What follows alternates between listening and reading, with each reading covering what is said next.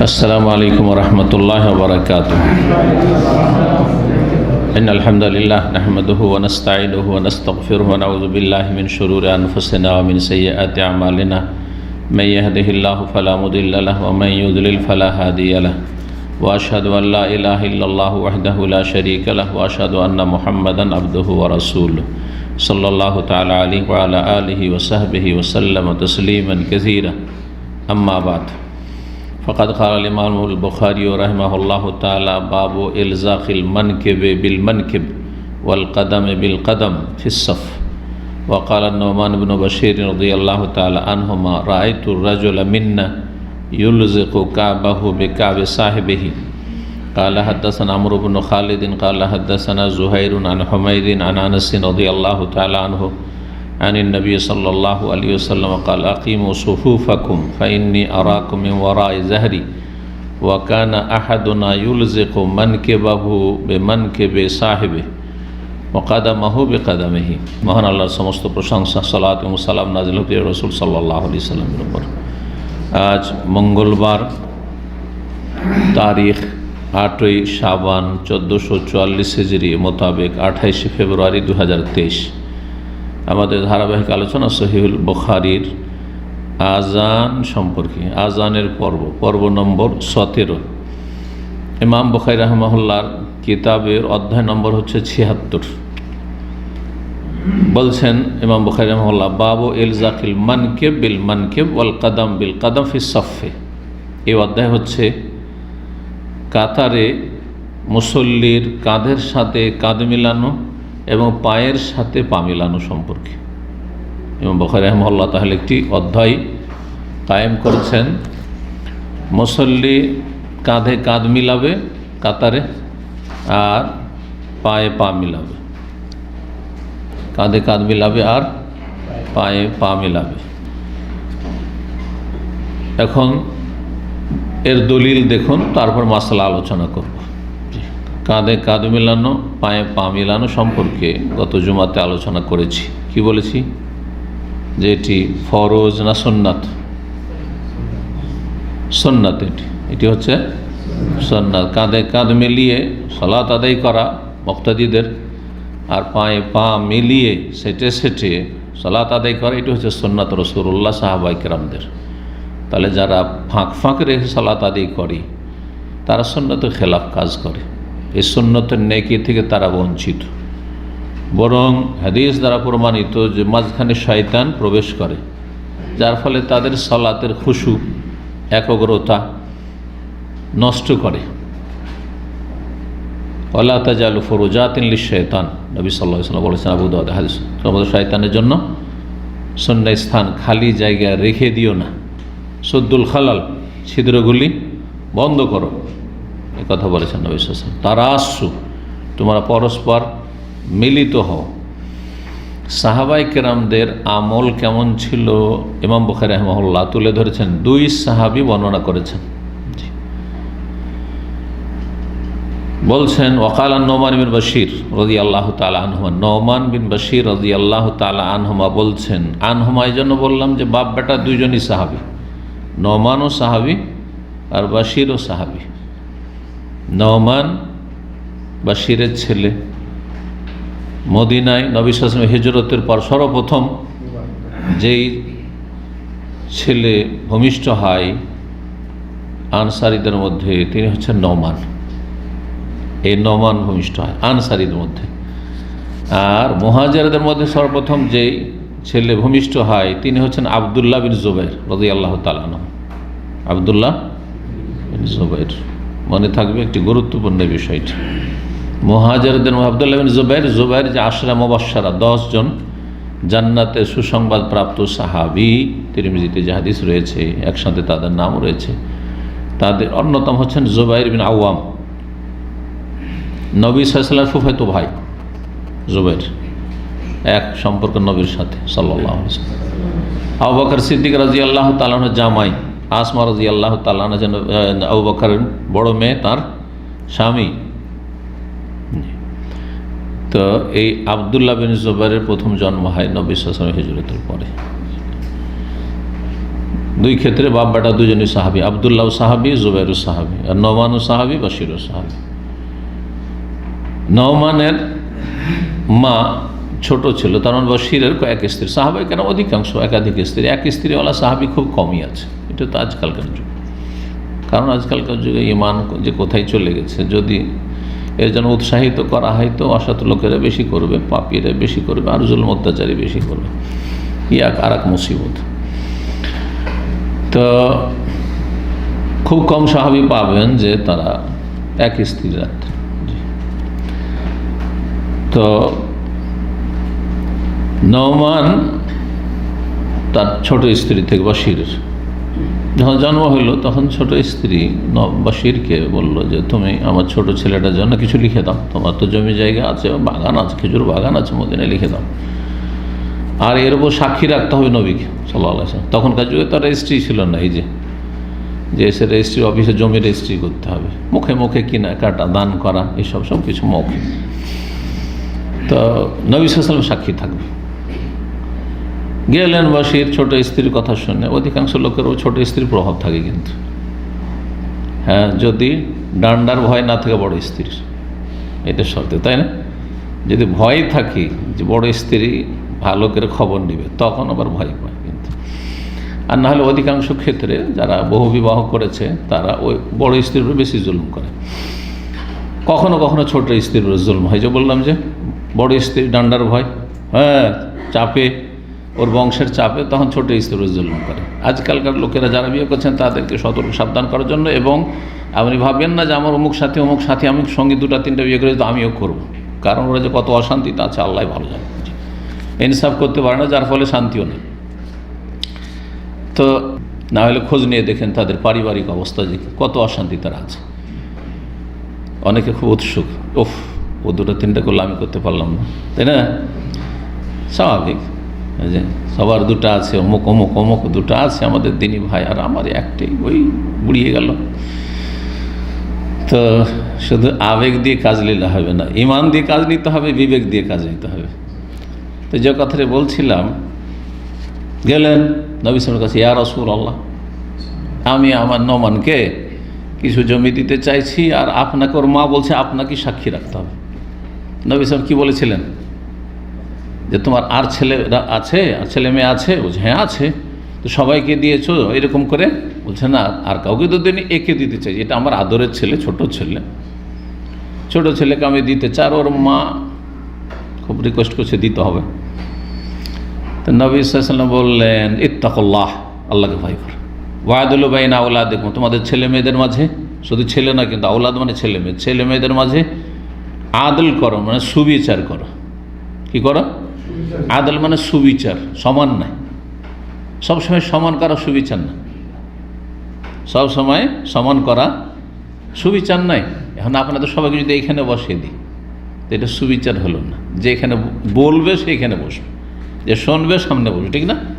আর সমান করা হচ্ছে যে সবাইকে এখানে বসে এক লাইনে বসিয়ে দেয়, এটা হচ্ছে সুবিচার, আর ওটা হচ্ছে সমান করা। অনেকে মনে করে যে সমান সমান করলে সুবিচার হয়, সব সময় সমান করলে সুবিচার হয় না। আপনার বাপকে আর আপনার বড় ভাইকে সমান করে দেবে, এটা সুবিচার না, তাই না? জি। তো সুবিচার কোনটি? যেটা আল্লাহ বলেছে। আল্লাহ বলেন ছেলেকে 2 ভাগ আর মেয়েকে 1 ভাগ, এর কম বেশি করলেই অবিচার হবে, সুবিচার হবে না। ওয়াদুল বাইনা আওলাদিকুম, আরও বলেন নবী সাল্লাল্লাহু আলাইহি ওয়াসাল্লাম যে ফাইন্নী লা আশহাদু আলা জাওরিন, আমি জুলম অত্যাচারের ওপর কখনো সাক্ষী থাকতে পারি না। তুমি জুলম করবে, অন্য ছেলেদেরকে দেবে না, মেয়েদেরকে দিবে না, আর একটা ছেলেকে দিবে শুধু, হারাম, এটা জুলম, এরপর আমি সাক্ষী থাকতে পারি না।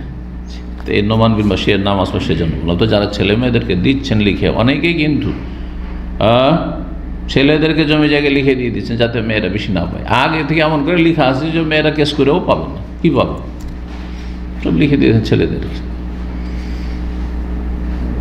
তো এগুলো হচ্ছে জুলম, কাবিরা গুনাহ, জাহান্নামে নিয়ে যাবে। জালেম জাহান্নামে যাবে। ইন্নাহু লা ইফলিহু যালিমুন, আল্লাহ বলেছেন জালেম কখনো পরিত্রাণ পাবে না। বান্দার হক নষ্টকারী জালেম। নোমান বিন বশির রাদিয়াল্লাহু তাআলা আনহু বলছেন, নোমান বিন বশির রাদিয়াল্লাহু তাআলা আনহুমা রাআইতুর রাজুলা মিন্না, আমি আমাদের লোকদেরকে দেখেছি। আমাদের লোকদের মানে সাহাবায়ে কেরামদেরকে, আমাদের লোক মানে সাহাবায়ে কেরামদেরকে দেখেছি। ইউলজিকু কাবাহু বিকাবে সাহিবিহি, নিজের পায়ের টাকনাকে পাশের সঙ্গীর টাকনার সাথে মিলিয়ে নিত, মানে পায়ের সাথে পা মিলিয়ে নিত। আর যেমন অনেকে মিলায় শুধু এই কনিষ্ঠ আঙ্গুলটা, এইটা নয়, গোটা পাটাই মেলাতো।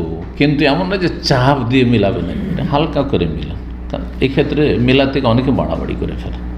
আমাদের কিছু ভাইরা এমন করে যে আপনার পাশের লোকের পা যদি ফাটা থাকে, কৃষিকাজ করে অথবা এমনি অনেকের শরীর কড়া, পা ফাটা থাকে, আর আপনার যদি শরীর বা পায়ের চামড়া সফট থাকে তো মনে হচ্ছে ছাল উঠিয়ে দিল। নেই, এমন চাপ দেবেন না। তো পায়ে পা গোটাটা লাগানো মানে একবারে চাপ দেওয়া নয় যে পাশের লোকের কষ্ট হয়। আর এই পায়ে পা লাগানো আর কাঁধে কাঁধ লাগানো মানে বরাবর হওয়া নয়, দুটোই ভুল কথা, দুটো ভুল কাজ। মধ্যম পন্থা হচ্ছে পায়ে পা লাগবে, কাঁধে কাঁধ লাগবে, শুধু সমান সমান হইলে হবে না। সমান সমান মানে পায়ের আঙ্গুলগুলো এইভাবে আপনার পাশের লোকের আঙ্গুলের সাথে এইরকম আঙ্গুল পাশাপাশি করে রেখেছেন আর মিলাচ্ছেন না, যেমন হাম্বেলিরা করছে, যেমন হানাফিরা করছে না, এটা সুন্নতের খেলাফ। এই জন্য পৃথিবীতে যেখানে ঘুরেন না কেন একমাত্র সহি সুন্নাহ মোতাবেক, ভালো করে শোনেন কথাটি, সহি সুন্নাহ মোতাবেক কোরআন সুন্নাহ ভিত্তিক যদি সালাত নামাজ দেখতে হয় তো আহলে হাদিস মসজিদে যেতে হবে, সালাফি মসজিদে যেতে হবে, বাস্তব সত্য। বাকি যারা এই মযহাব ফলো করে তাদের কিছু না কিছু ত্রুটি আছে, কিছু না কিছু বিভিন্ন ক্ষেত্রে ত্রুটি আছে। কোনো মযহাবের মুকাল্লিদদের বেশি ত্রুটি আছে, বেশি ত্রুটি সুন্নাতুল খেলাফ নামাজ। দেখেন কত তাড়াহুড়া করে নামাজ পড়ছে। আপনি একজন আহলে হাদিস সালাফি যে রাসূলুল্লাহ সাল্লাল্লাহু আলাইহি করেছে, কত ধীর স্থিরভাবে তার ফরজ সুন্নাত বেতর নামাজগুলি কত ধীর স্থিরভাবে পড়ছে, আর আরেকজন মযহাব ফলো করে ও গতানুগতিক মযহাব, নড়াচড়া করছে, আর যদি নড়াচড়া না করতে বেদাতি তরিকায় নামাজ পড়ছে, তাড়াহুড়াকে নামাজ পড়ছে, ধাই মুরগি পাখি ঠোকর মারছে, কোনো খুশু নেই। 2 মিনিটের 2 রাকাত শেষ, 2 মিনিটে অনেক সময় লাগে না। আধা রাকাত হয় না, 2 রাকাত সালাম ফিরে শেষ। পাশে দেখবেন অনেককে, জি এগুলো কোনো নামাজ হইল নাকি, খেল তামাশা। তো আল্লাহ রাব্বুল আলামিন যেন আমাদেরকে সালাত সবচেয়ে গুরুত্বপূর্ণ ইবাদত, এইটিকে সুন্দর করার তৌফিক দান করে। যে নিজের নামাজটাই ঠিক করতে পারেননি, এসে বাকিটা কি ঠিক করবে? মাওলানা মওদুদী সম্পর্কে উলামায়ে কেরামগণ বলেছেন, সালাফি উলামারা, যে যেই ব্যক্তি নিজের বডির ওপরেই ইসলাম কায়েম করতে পারলো না, সে গোটা দেশে কি করে ইসলাম কায়েম করবে? নিজের বডির ইসলাম কায়েম করা হচ্ছে যে আমি সহি সুন্নাহ মোতাবেক নামাজ পড়ব। সারা জীবন মওদুদী রাফুল ইয়াদাইন করলো না, বুকে হাত বাঁধলো না, আমিন জোরে বললো না, এইটাই করতে পারলো না। এখানে কোনো বাধা নেই, কোনো সরকার দুনিয়া বাধা দিবে? ইউরোপ, আমেরিকা, অস্ট্রেলিয়া, জাপান, আপনি চায়না, যে কোনো দেশে চলে যান, রাশিয়া, পৃথিবীর, আর যদি নামাজ পড়েন, এই বুকে কেন হাত বাঁধছো বলবে? এই রাফুল ইয়াদাইন কেন করছো? এই আমিন কেন জোরে বলছো বলবে? কাফেররা বললো ওই বেদাতি বলবে। বেদাতি হচ্ছে এই সুন্নাহর শত্রু।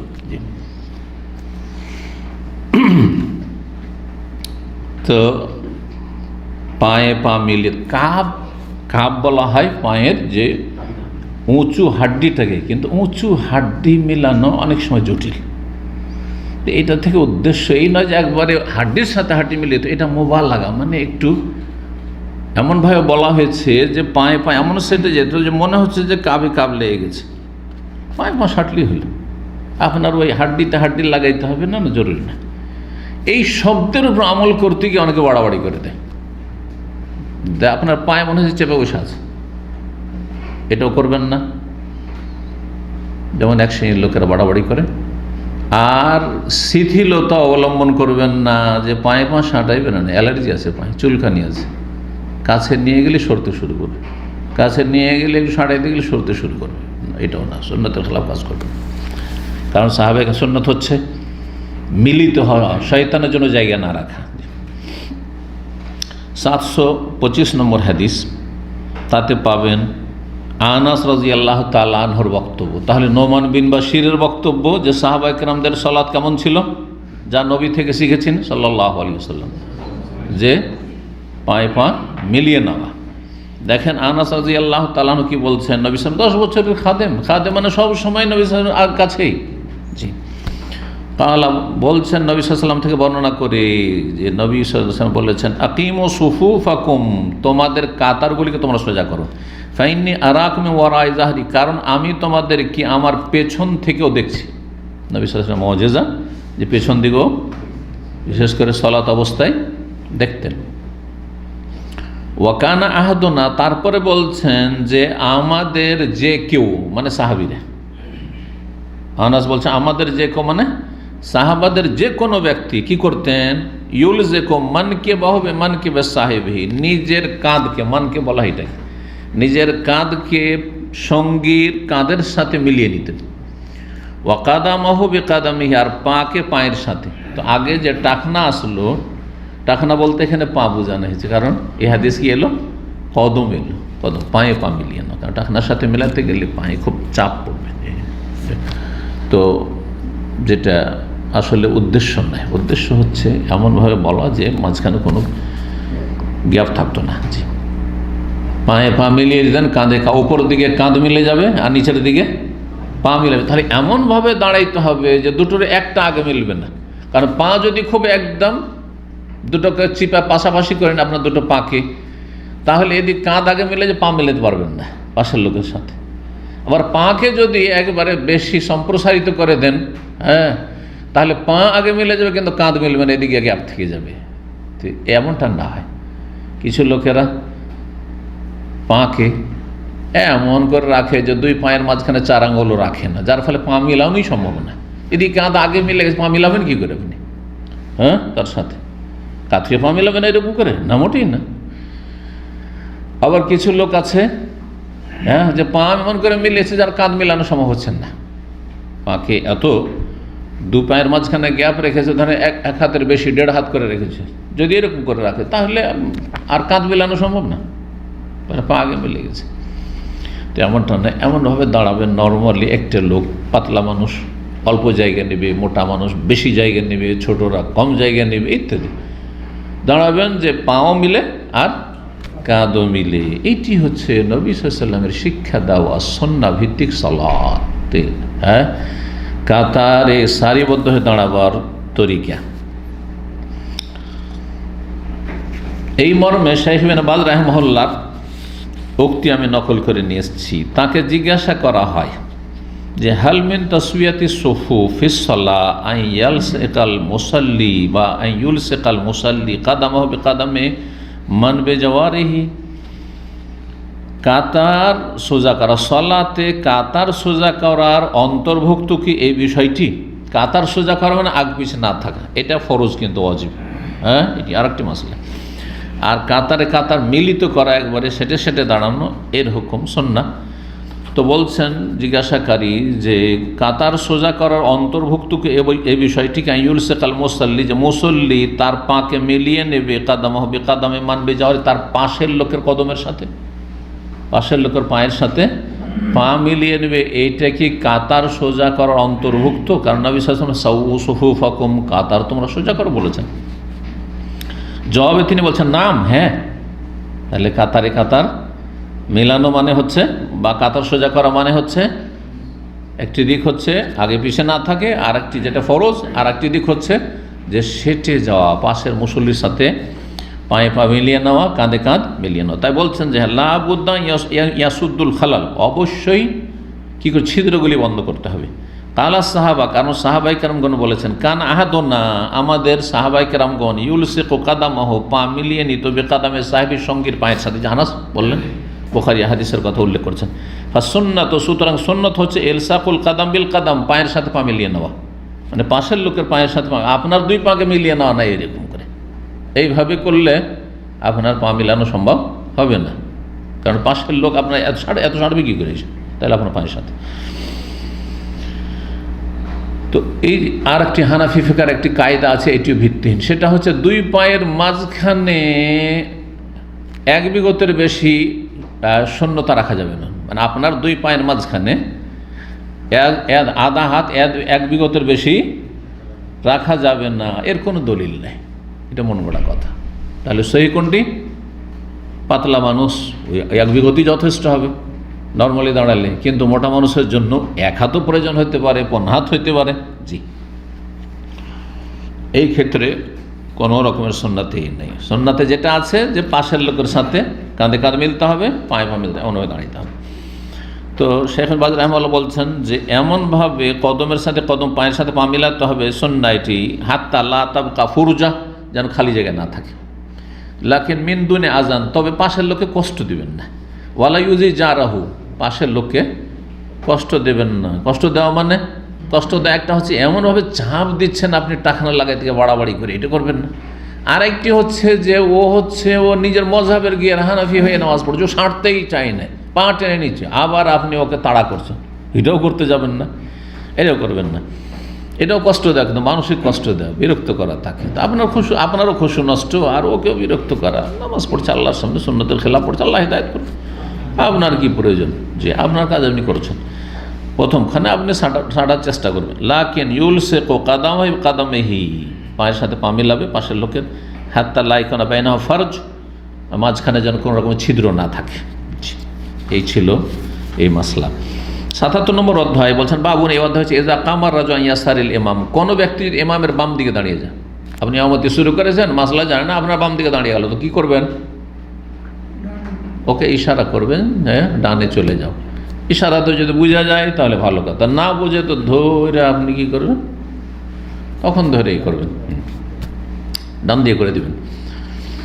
যদি বাম দিকে দাঁড়িয়ে যাওয়া, হাওয়ালাহুল ইমাম খালফ, ইমাম পেছন দিক থেকে তাকে ফিরিয়ে দিল এলামিনে ডান দিকে। ইমাম কি করলো? পেছন দিক থেকে ফিরিয়ে দিল। ইমামের কিছু একটু নড়াচড়া করতে হলো, তারপর ওকেও বাম দিক থেকে সলাত অবস্থায় হতো তাকবীরে তাহরিমা দিয়ে দিয়েছে, সরতে হইলো।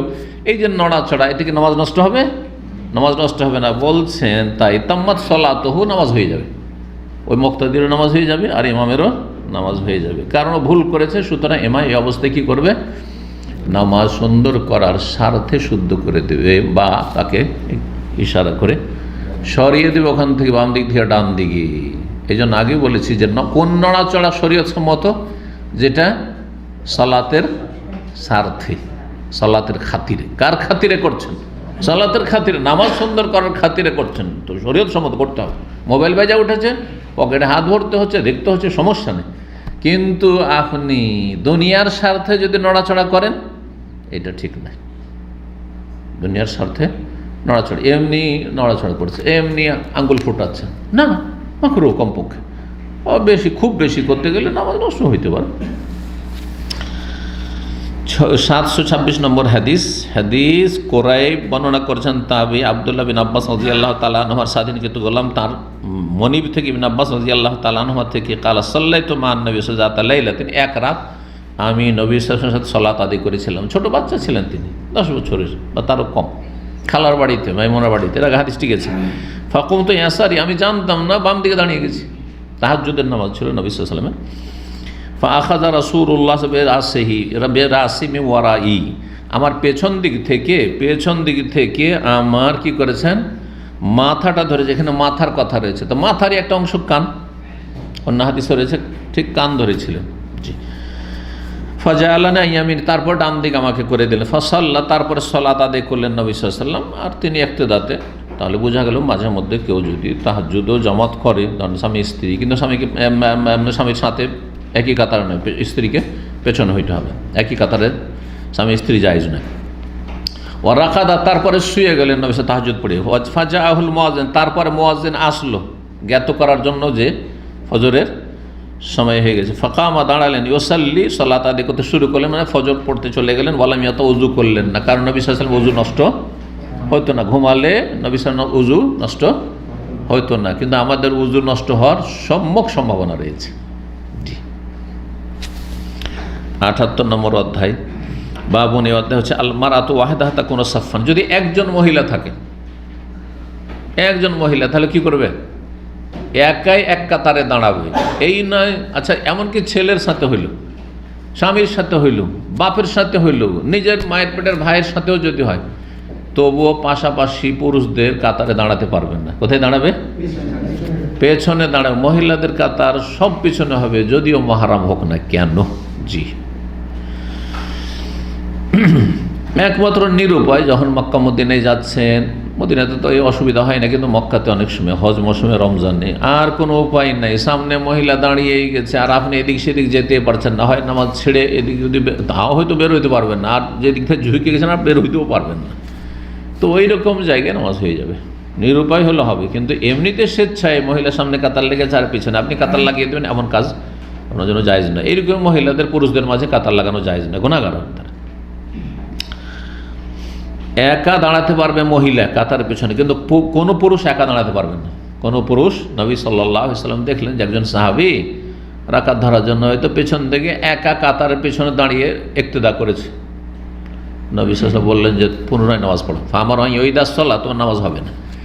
কাতারে যদি জায়গা থাকে তা সত্ত্বেও, যেমন এই জামে মসজিদ, কিং ফাহাদ মসজিদ কত বড় মসজিদ, কারণ এই গেট দিয়ে ঢুকলে দেখছি এইদিকে জায়গা নেই, ডান দিকে, ভাবছে যে আমি রাকাত ধরবো একাই, তখন মাঝখানে লেগে গেল, ধরেন হ্যাঁ রাকাত ধরার জন্য, রুকু ধরার জন্য অনেকে কিন্তু এইভাবে লেগে যায়। ওইদিকে হয়তো বাম দিকে মেলা জায়গা আছে, কিন্তু বাম দিয়ে কাতারে কিন্তু জায়গা আছে, কিন্তু সেদিকে এগিয়ে না গিয়ে ও লেগে গেল মাঝখানে, এই নামাজ হবে না। সামনে যদি জায়গা থাকে আর একা যদি কোনো মুসল্লি দাঁড়িয়ে যায় ইমামের পেছনে, তাহলে তার নামাজ হবে না। পুনরায় পড়তে পারছেন নবী সাল্লাল্লাহু আলাইহি ওয়াসাল্লাম। আচ্ছা, সব দিক ফুল হয়ে গেছে, দেখছেন গেলেন মসজিদে, এইদিকে ফুল ওইদিকে ফুল, আর কোনো কেউ আসছেও না, তো কি করবেন? অপেক্ষা করবেন কেউ আসার নাকি? কি করবেন তাহলে? এই ক্ষেত্রে একদল বলছেন যে একটা লোকের টেনে নেন, এটা একটি ফতোয়া। একটি লোকের টেনে আপনার সঙ্গী বানিয়ে নেন, যখন টানলেন তার খুশুটা ডিস্টার্ব করলেন না নামাজ একটু, এক নম্বর। দুই নম্বর, যে তাকে আগের কাতার ফজিলত থেকে আপনি পিছনে নিয়ে এসে তাকে, তার ফজিলতকে, তার নেকিকে কমিয়ে দিলেন না। দুটো ক্ষতির দিক আছে। এই জন্য আর একদল ওলামা বলছেন না, টানাটানি করতে হবে না, এসব টানাটানি করতে হবে না, তখন একাই এই অবস্থায় একা দাঁড়াবেন, যখন এদিক ওদিক কোথাও জায়গা নেই তখন একাই দাঁড়িয়ে গেলে নামাজ হবে। এই মতটি বেশি শক্তিশালী, কিন্তু কেউ যদি টানে তো জায়েজ আছে, টানে তো জায়েজ আছে। আর একদল কেউ বলছেন না, টানবে, এটা নামাজের স্বার্থে, সেই জন্য যেহেতু নবী সাল্লাল্লাহু আলাইহি ওয়াসাল্লাম একা নামাজ পড়তে নিষেধ, তারা সব ক্ষেত্রে ফিট করে দিয়েছে, জায়গা থাক সামনের কাতারে আর নাই থাক, একা পুরুষের কাতারের পেছনে নামাজ হবে না। তারা বলছে একটি লোককে টানতে হবে আপনার হেল্প করার জন্য, এটি হচ্ছে তাদের ফতোয়া। তো এই ফতোয়াতে যে কোনো একটা আমল করলে চলবে, তবে আমি ব্যক্তিগত আল্লাহু আলাম এই মতটিকে বেশি পছন্দ করি, যে টানাটানি করে আপনি তার নেকিও কমাবেন না আর তার নামাজেও ডিস্টার্ব করবেন না, বরং আপনি একাই দাঁড়িয়ে যাবেন, আল্লাহ ভরসা। কারণ আপনি তো এর চাইতে লা ইউকাল্লিফুল্লাহু নাফসান ইল্লা উসআহা, মানুষের ক্ষমতার বাইরে আল্লাহ কোনো দায়িত্ব দেন, আমার ক্ষমতা এইটাই আছে যে আল্লাহ আমি একা হাজির, আর কেউ আসে না, দাঁড়িয়ে যাব। মহিলা একাই কাতারের পিছনে দাঁড়াবে। আনাস বিন মালিক রাদিয়াল্লাহু তাআলা বলছেন, সাল্লাইতু আনা ওয়া ইয়াতিমুন ফি বাইতিনা। নবী সাল্লাল্লাহু আলাইহি ওয়াসাল্লাম একদিন বাড়ি গেছেন, উম্মে সুলাইমের বাড়ি। উম্মে সুলাইম রুমাইসা ছিল আবু তালহার স্ত্রী, আনসারী। তো এই উম্মে সুলাইমের ছেলে আনাস, তার বাবা মারা যায়, তারপরে বিয়ে হয় এই আবু তালহার সাথে রাদিয়াল্লাহু তাআলা আনহু। তো বলছেন, আমি এবং আমাদের বাড়ির এক ইয়েতিম আমরা নামাজ পড়েছিলাম খালফান নবী সাল্লাল্লাহু আলাইহি ওয়াসাল্লাম, নবী সাল্লাল্লাহু আলাইহি ওয়াসাল্লামের পেছনে, ও উম্মে সুলাইম, আর আমার মা উম্মে সুলাইম খালফান আমাদের পিছনে। মা আনাসের পিছনে না, পাশে দাঁড়াইলেন না কিন্তু, অথচ মা বেটা, তাই না? কিন্তু মা পাশে না দাঁড়িয়ে কি করলেন? পেছনে দাঁড়ালেন। জি, 79 নম্বর অধ্যায়, বাবু মাইমানাতিল মসজিদ ওয়াল ইমাম। এই অধ্যায় হচ্ছে মসজিদের ডান দিকের ফজিলত আর ইমামের ডান দিকের ফজিলত সম্পর্কে। তাহলে আপনি মসজিদে গেছেন, ডানেও জায়গা আছে বামে জায়গা আছে, কোন দিক বেশি উত্তম? মসজিদের ডান দিক উত্তম, তারপরে ইমামের ডান দিক উত্তম। কিন্তু যদি দেখা যায় যে না, ডান দিকে অনেক বেশি হয়ে গেছে আর বাম দিক পুরো খালি পড়ে আছে, তাহলে তখন বাম দিকেরও ফজিলত রয়েছে সমান, কারণ সেই দিকটাও একটা ব্যালেন্সে নিয়ে আসতে হবে। এই নয় যে আপনি সবসময় খালি ডান দিক আর ডান দিক ভুল করে দিয়েছেন আর বাম দিক কেউ যেতে চাইছেন না, এমনটা যাতে না হয়। 728 নম্বর হাদিস, ইবনে আব্বাস রাদিয়াল্লাহু তাআলা আনহু হতে বর্ণিত, কাল বলেছেন কুমতু লাইলাতান, আমি এক রাত কিয়াম করলাম, মানে তাহাজ্জুদ পড়লাম, বা দাঁড়াইলাম। কিয়াম মানে তাহাজ্জুদ পড়া হয়, আর দাঁড়াইলাম মানে ঘুম থেকে উঠলাম। ওসাল্লি আন ইয়াসারিন নবী সাল্লাল্লাহু আলাইহি ওয়াসাল্লাম, তারপরে নবী সাল্লাল্লাহু আলাইহি ওয়াসাল্লাম বাম দিকে সালাত পড়তে শুরু করেছে, ওই যে খালার বাড়িতে, ওই ঘটনায় বিভিন্ন ভাষা দিয়ে এসছে। ফা আখাযা বিয়াদি, তারপরে নবী আমার হাতটা ধরলেন, আও বি আযদি, অথবা আমার বাহুটা ধরলেন। আযদ এটাকে বাহু বলা হয় বাংলায়, এটা কি বলা হয়? বাহু। আপনারা বাহু বলেন না বাজু বলেন? বাংলায় বাহু, উর্দুতে বাজু। কথা বোঝা গেছে? কোনো কোনো অঞ্চলের বাঙালিরা কিন্তু উর্দু প্রভাবিত, যেমন সিলেটি ভাষাতে অনেক উর্দু আছে। জামাইকে কি বলে ওরা? হ্যাঁ, একটাও সিলেটি নেই আমাদের সামনে। দামান, দামাদ বলে না, উর্দুতে দামাদ, ওই দাকে আবার ন করে দিয়েছে, দামান। আমি মাশাআল্লাহ তাবারাকাল্লাহ আপনাদের সব অঞ্চলে একটু একটু করে ভাষা জানি, আর আপনারা ভাষায় জানছেন না।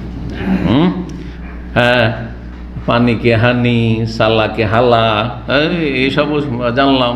হ্যাঁ, চেষ্টা করলে সবই জানা যায়, তাই না? তো যাই হোক, তো নবী সাল্লাল্লাহু আলাইহি সাল্লাম তার হাত ধরলেন অথবা বাহু ধরলেন। তো বাহু আর হাতে দ্বন্দ্ব নেই, কারণ হাতেরই একটা অংশ। হাত হচ্ছে এখান থেকে শুরু করে এটা গোটাটাই হাত, এখানটা ধরলেও হাত, এখান ধরলেও হাত, এখান ধরলেও হাত।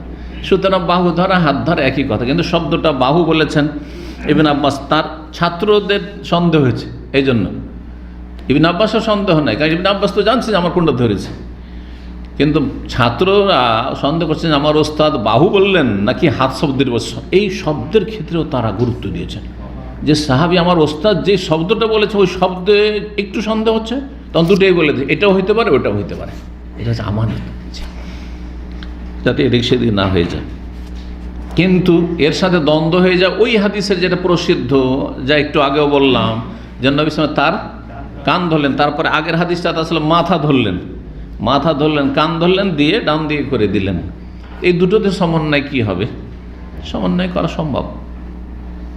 সেটা এভাবে যে প্রথম হয়তো হাত ধরলেন, কিন্তু তা তো হয়তো বুঝলেন না। ইবনে আব্বাস ছোট ছেলে, তখন একটু কানটা ধরেই করলেন, এটাও হইতে পারে। আবার এটাও হইতে পারে যে প্রথম কানটা একটু ধরে করলেন, সরালেন, আর তারপর তখন হাতখান দিয়ে তারপর হাতেও হাত দিয়েছেন। দুটোই হইতে পারে, সুতরাং দুটোতে কোনো এমন বিরোধ নেই। আপনি কারোর গায়ে হাত দিতে গিয়ে দুই জায়গাতে দিয়েছেন, মাথাতে একবার হাত দিয়েছেন আর হাতেও দিয়েছেন, তো হইতে পারে একজন একটা বর্ণনা করেছে, আরেকজন আরেকটা বর্ণনা করেছে, এরকম হইতে পারে। তারপরে বলছেন যে আমার হাত বা বাহু ধরে হাতটা আঁকা মানে ইয়ামিনি, ডান দিকে দাঁড় করে দিলেন। ওয়াকালা বিয়াদিহি মিন ওয়ারাইহি, কালা মানে এখানে আখাজা, ধরলেন নবী সাল্লাল্লাহু আলাইহি ওয়াসাল্লাম নিজ মোবারক হাত দিয়ে, মিওয়ারাই আমার পেছন থেকে, এই যে পেছন থেকে, এইভাবে পেছন থেকে ধরে এরকম করলেন, মানে সামনের দিক থেকে নয়, পেছন দিক থেকে এরকম করে। তাহলে পেছন দিক থেকে বাম হাতটাকে হয়তো ধরেছেন, বা বাম দিকে কানটাকে ধরেছেন, এইভাবে, তাহলে পেছন দিক হবে, তাই না? পাশে আমার একটা লোক আছে, তাহলে ওর পিছন দিক থেকে আমি হাত ঢুকাচ্ছি, তার মানে ওর ওই দিক থেকে হাতটা ধরছি, ওর ওই দিক থেকে কানটা ধরে এই দিকে করছি, এইরকম। 80 নম্বর অধ্যায়ে বলছেন, বাবুন, এই অধ্যায় হচ্ছে এজা কান বাইনাল ইমামি ও বাইনাল কওমি হায়াতুন আও সুতরাতুন।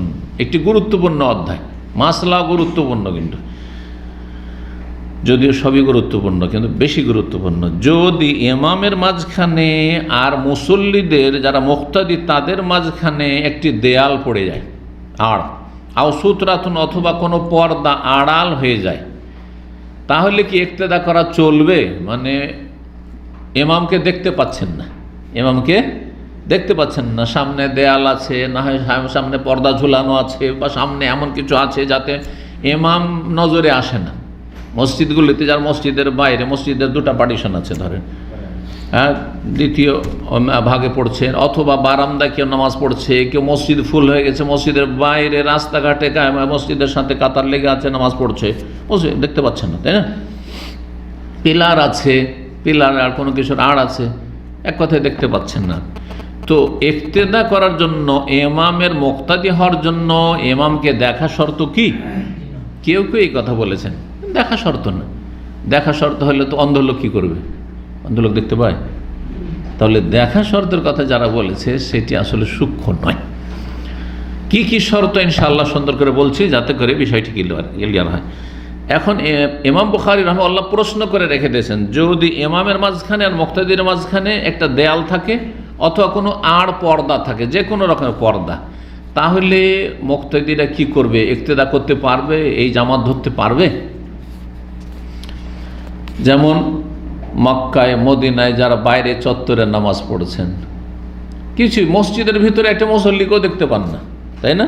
বাইরে নামাজ পড়ছেন, কিন্তু যারা ভিতরের লোকদের ইক্তেদা করছে একবারে দেওয়ালের সাথে সেটে, মসজিদ হারামের বাইরে থেকে কিন্তু কাতার লেগে আছে, ওদের সাথে লেগে আছেন না মাঝখানে মেলা গ্যাপ আছে? এটা হচ্ছে প্রশ্ন। কাতারে কাতার যদি লেগে থাকে আর তাকবীরও শুনতে পাচ্ছেন, তাহলে কোনো অসুবিধা নেই। দুটো কথা মনে রাখবেন। কি বললাম? দুটো কথা। কাতারে কাতার লেগে আছে, গ্যাপ নেই বেশি, আর তাকবীর শুনতে পাচ্ছেন। শুধু তাকবীর শোনা যথেষ্ট নয়। একদল বলছে যে তাকবীরটা শুনতে পেলেই হলো। এই ভুল করার কারণে আশেপাশের বিভিন্ন হোটেলে, এমনকি মাঝখানে বিশাল গ্যাপের পরে মিসফাল্লা ওই আজিয়াদের দিকে একটা মুসল্লি এখানে পুরা গ্যাপ পড়ে আছে, কিন্তু শুধু জামাতে নামাজ পড়ার জন্য আওয়াজকে ফলো, বা হোটেলের ওপর থেকে নিচে নামতে পারবে, নামলো না, কিছু করলো না, শুধু আওয়াজ শুনে শুনে ইক্তেদা করলো। তাহলে তো টিভিতে যখন সম্প্রচার হচ্ছে, টিভিতে তো নামাজ প্রচার করা হচ্ছে, তাই না? বিশেষ করে রমজানের নামাজগুলি তো প্রচার করা, সারা বিশ্বে প্রচার করা হচ্ছে। তাহলে কেউ যদি বাংলাদেশ থেকে ইক্তেদা করে যে আমি মক্কার হারাম শরীফের সাথে তারাই পড়েছি, মদিনার তারাই পড়ে, চলবে? কারণ তাকবীর শুনতে পাচ্ছে না, মোটেই জায়েজ নয়, হবেই না নামাজ।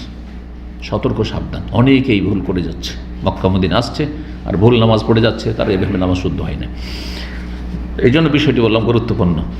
তো অধ্যায় যে কায়েম করে দিলেন, প্রশ্ন উত্তর হাদিসে রয়েছে আর এই আসারগুলিতে রয়েছে। ওয়াকাল হাসান, ইমাম হাসান বাসরী রাহিমাহুল্লাহ প্রখ্যাত তাবেঈ, তিনি বলেছেন লা বাসা, তার মত বলছেন যে কোনো অসুবিধা নেই, আপত্তি নেই, আন্তসাল্লিয়া, সালাত পড়তে মুক্তাদি হয়ে, অবাইনাকা অবাইনাহু নাহরুন, তোমার মাঝে আর ইমামের মাঝে যদি একটা কি থাকে, ঝর্ণা, নদী নালাও থাকে। এখন এই কথাটি নাহার, নালা, হ্যাঁ, ঝর্ণা, নদী তো সব রকমই হয়। আরে পদ্মা নদী তো হয়, যমুনাও তো হয়। 10 কিলোমিটার এই দিক থেকে ওই দিকে, হ্যাঁ, নদী 10 কিলোমিটার 15 কিলোমিটার আছে, তাহলে এরকম ইক্তেদা চলবে নাকি? মোটেই চলবে না। তাহলে এখানে নহর মানে তাহলে ওটা নয়। নহর, আরব দেশের নহরটা কেমন হইতো? আরব দেশে বড় কোনো নদী আছে? নহর কীরকম? যেমন পানি ওই পাহাড় থেকে নামছে, আর হয়তো একটা কাতারের সমান, দুটো কাতারের সমান, দেখেছেন এই পানিগুলো নামতে, হয়তো দেখেছেন বর্ষাকালে, সামান্য জায়গায় ওই দিকে আছে আর এইদিকে আছে, ইমাম ওই পাশে আছে আর মুক্তাদি এই পাশে আছে, কিন্তু পাশাপাশি। ওই যে এখানে নহর, এখানে নহর, আর ওখানে ইমাম দাঁড়িয়ে আছে, যেখানে ওই ক্যামেরার সামনে আপনারা বসে আছেন, আর এখানে বা ওখানে আপনার মুক্তাদি, আমি এখানে ইমাম, আর এই মাঝখানে একটা পানি বইছে, তাহলে ইক্তেদা জায়েজ আছে। বোঝা গেছে কিনা? তো উদ্দেশ্য হাসান বাসরী রহমতুল্লাহ এটা নয় যে বড় বড় নদী, আর সেই নদীর এক পাশে ইমাম আর এক পাশে মুক্তাদি, আর ইক্তেদা করছেন, আওয়াজ শুনে, না না, মোটেই নয়। এটা উদ্দেশ্য আসলে ভুল ব্যাখ্যা। কোনো অসুবিধা নেই সালাত আদায় করতে মুক্তাদি হয়ে। অবাইনাকা অবাইনাহু নাহরুন, তোমার মাঝে হে মুক্তাদি আর ইমামের মাঝে যদি নালা থাকে, নদী থাকে, ঝর্ণা থাকে। ওয়াকাল আবু মিজলাস, আর সাহাবী আবু মিজলাস রাদিয়াল্লাহু তাআলা বলছেন ইয়াতাম্মু বিল ইমামে, ইমামের ইক্তেদা করবে কে? মুক্তাদি ইমামের কি করবে? ইক্তেদা করবে। ওয়াইন কানা বাইনাহুমা তারিকুন আও জিদান, যদিও ইমাম আর মুক্তাদির মাঝে একটা রাস্তা আছে, রাস্তা আছে, আও জিদান অথবা দেয়াল আছে, রাস্তা আছে, দেয়াল আছে। আজকালকার রাস্তা আর 1400 বছর আগের রাস্তা সমান? 1400 বছর আগের রাস্তা হচ্ছে আমাদের দেশে মাঠে ঘাটে যে আইলের ওপর রাস্তা, ওই ধরনের রাস্তা। কারণ হয় পায়ে হাঁটা রাস্তা, আর না হলে উঠ চলা রাস্তা। তো উঠ চলার জন্য কতটা জায়গা লাগে? 1 হাত জায়গার রাস্তা, ওইটাই রাস্তা, ঠিক কিনা? অথবা 2 হাত, 2 হাত হলে অসুবিধা নাই, যে রাস্তার এইদিকে ইমাম আর এইদিকে মুক্তাদি, তাহলে 2 হাত মাঝখানে থাকলো, এমন কোনো অসুবিধা নেই। আপনাদের মাঝে আমার মাঝে যেমন 2 হাত কি 3 হাতই আছে, এর মাঝে যদি এইরকম ইক্তেদা হয় আর একটু গ্যাপ থাকে, জায়েজ আছে। কথা বুঝতে পারছেন কিনা? কিন্তু আজকাল রাস্তায় যে রোডের এই পাশে মসজিদ ধরেন, আর রোডের ওপর কোনো মুসল্লি নেই, আর জুমার দিনে ওই পাশে ফুটপাতে লোকেরা নামাজ পড়ছে, আর বলবেন যে ইক্তেদা জায়েজ, মোটেই জায়েজ না। এটা কথা বুঝতে পেরেছেন? তাহলে ব্যাখ্যাটা করতে হবে এই কথাগুলি যেই যুগে বলা হয়েছে ওই যুগের রাস্তাকে সামনে রেখে।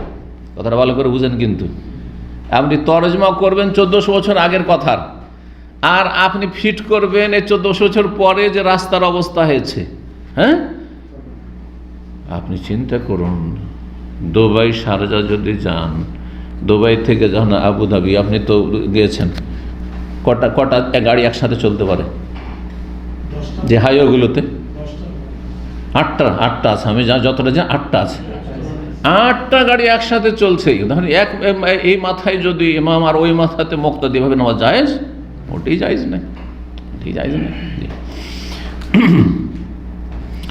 তো আবু মেজলাস বলছেন যে ইমামের ইক্তেদা করবে যদিও ইমাম মুক্তাদির মাঝে রাস্তা থাকে অথবা দেয়াল থাকে। হ্যাঁ, দেয়াল আর রাস্তা 19-20, মানে একটা দেয়াল থাকলো 1 হাত 1.5 হাত নেবে, মাটির দেয়াল।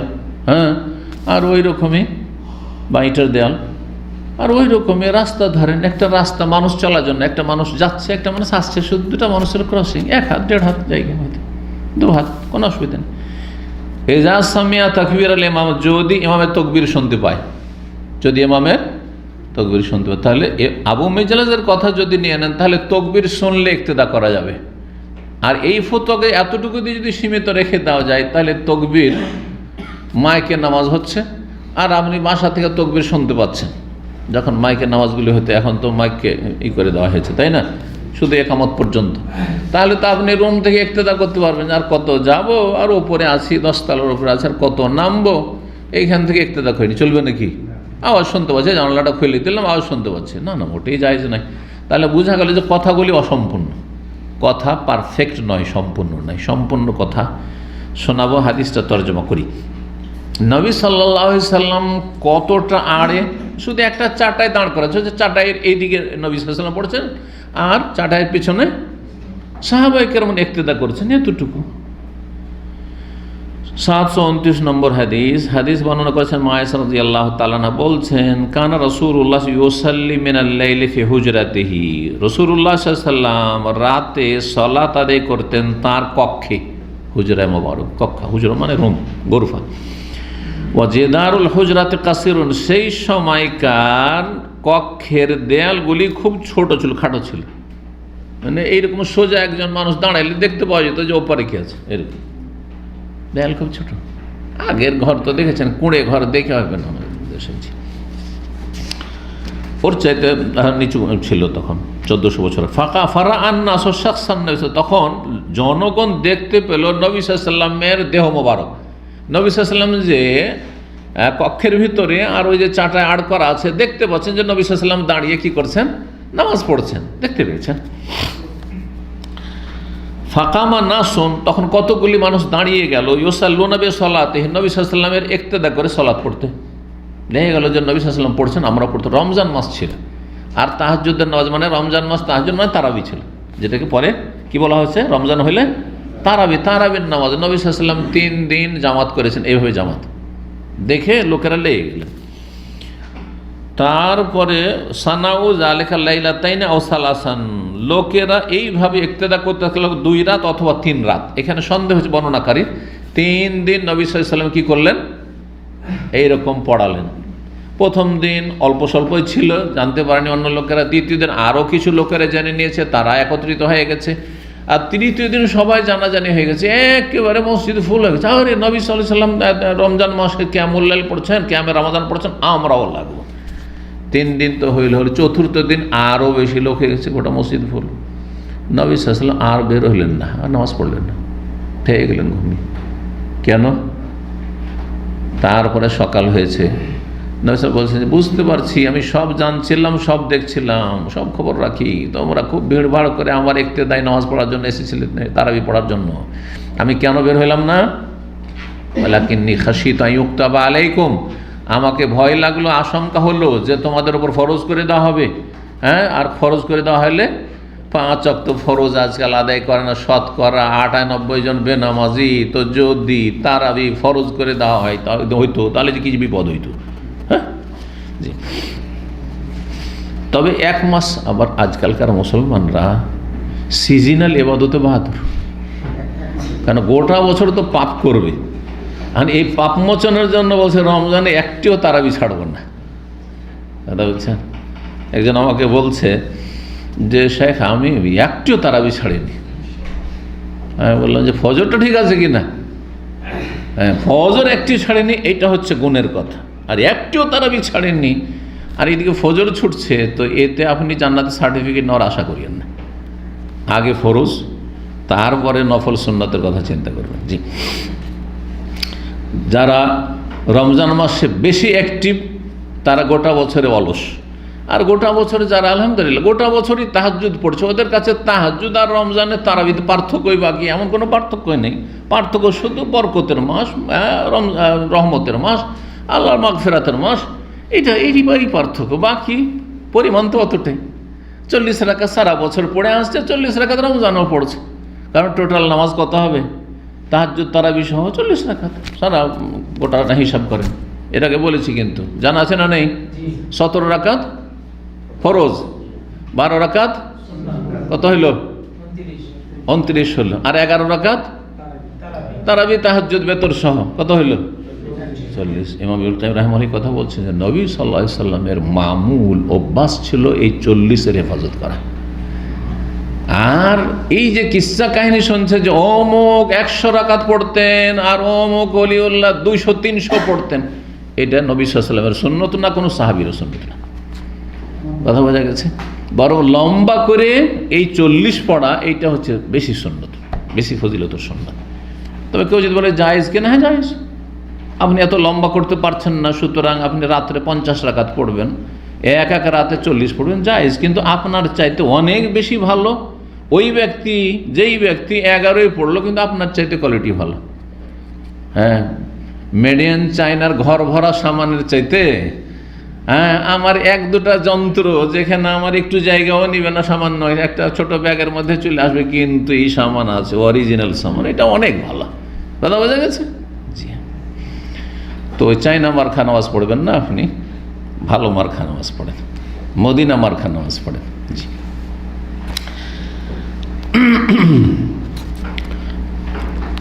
কি বলছেন যে নবী সাল্লাল্লাহু আলাইহি ওয়াসাল্লাম 2 দিন বা 3 দিন ওইভাবে, ঠিক আছে, সাহাবীরা পড়লেন। হাত্তা ইযা কানা বাদা যালিকা, যখন 4র্থ দিন হয়েছে, জালাসা রাসূলুল্লাহ সাল্লাল্লাহু আলাইহি ওয়াসাল্লাম থেকে গেলেন বসে, মানে ঘুমিয়ে থেকে গেলেন, বা আর ওই জায়গায় নামাজ পড়লেন না। ফালাম ইয়াখরুজ, বের হলেন না।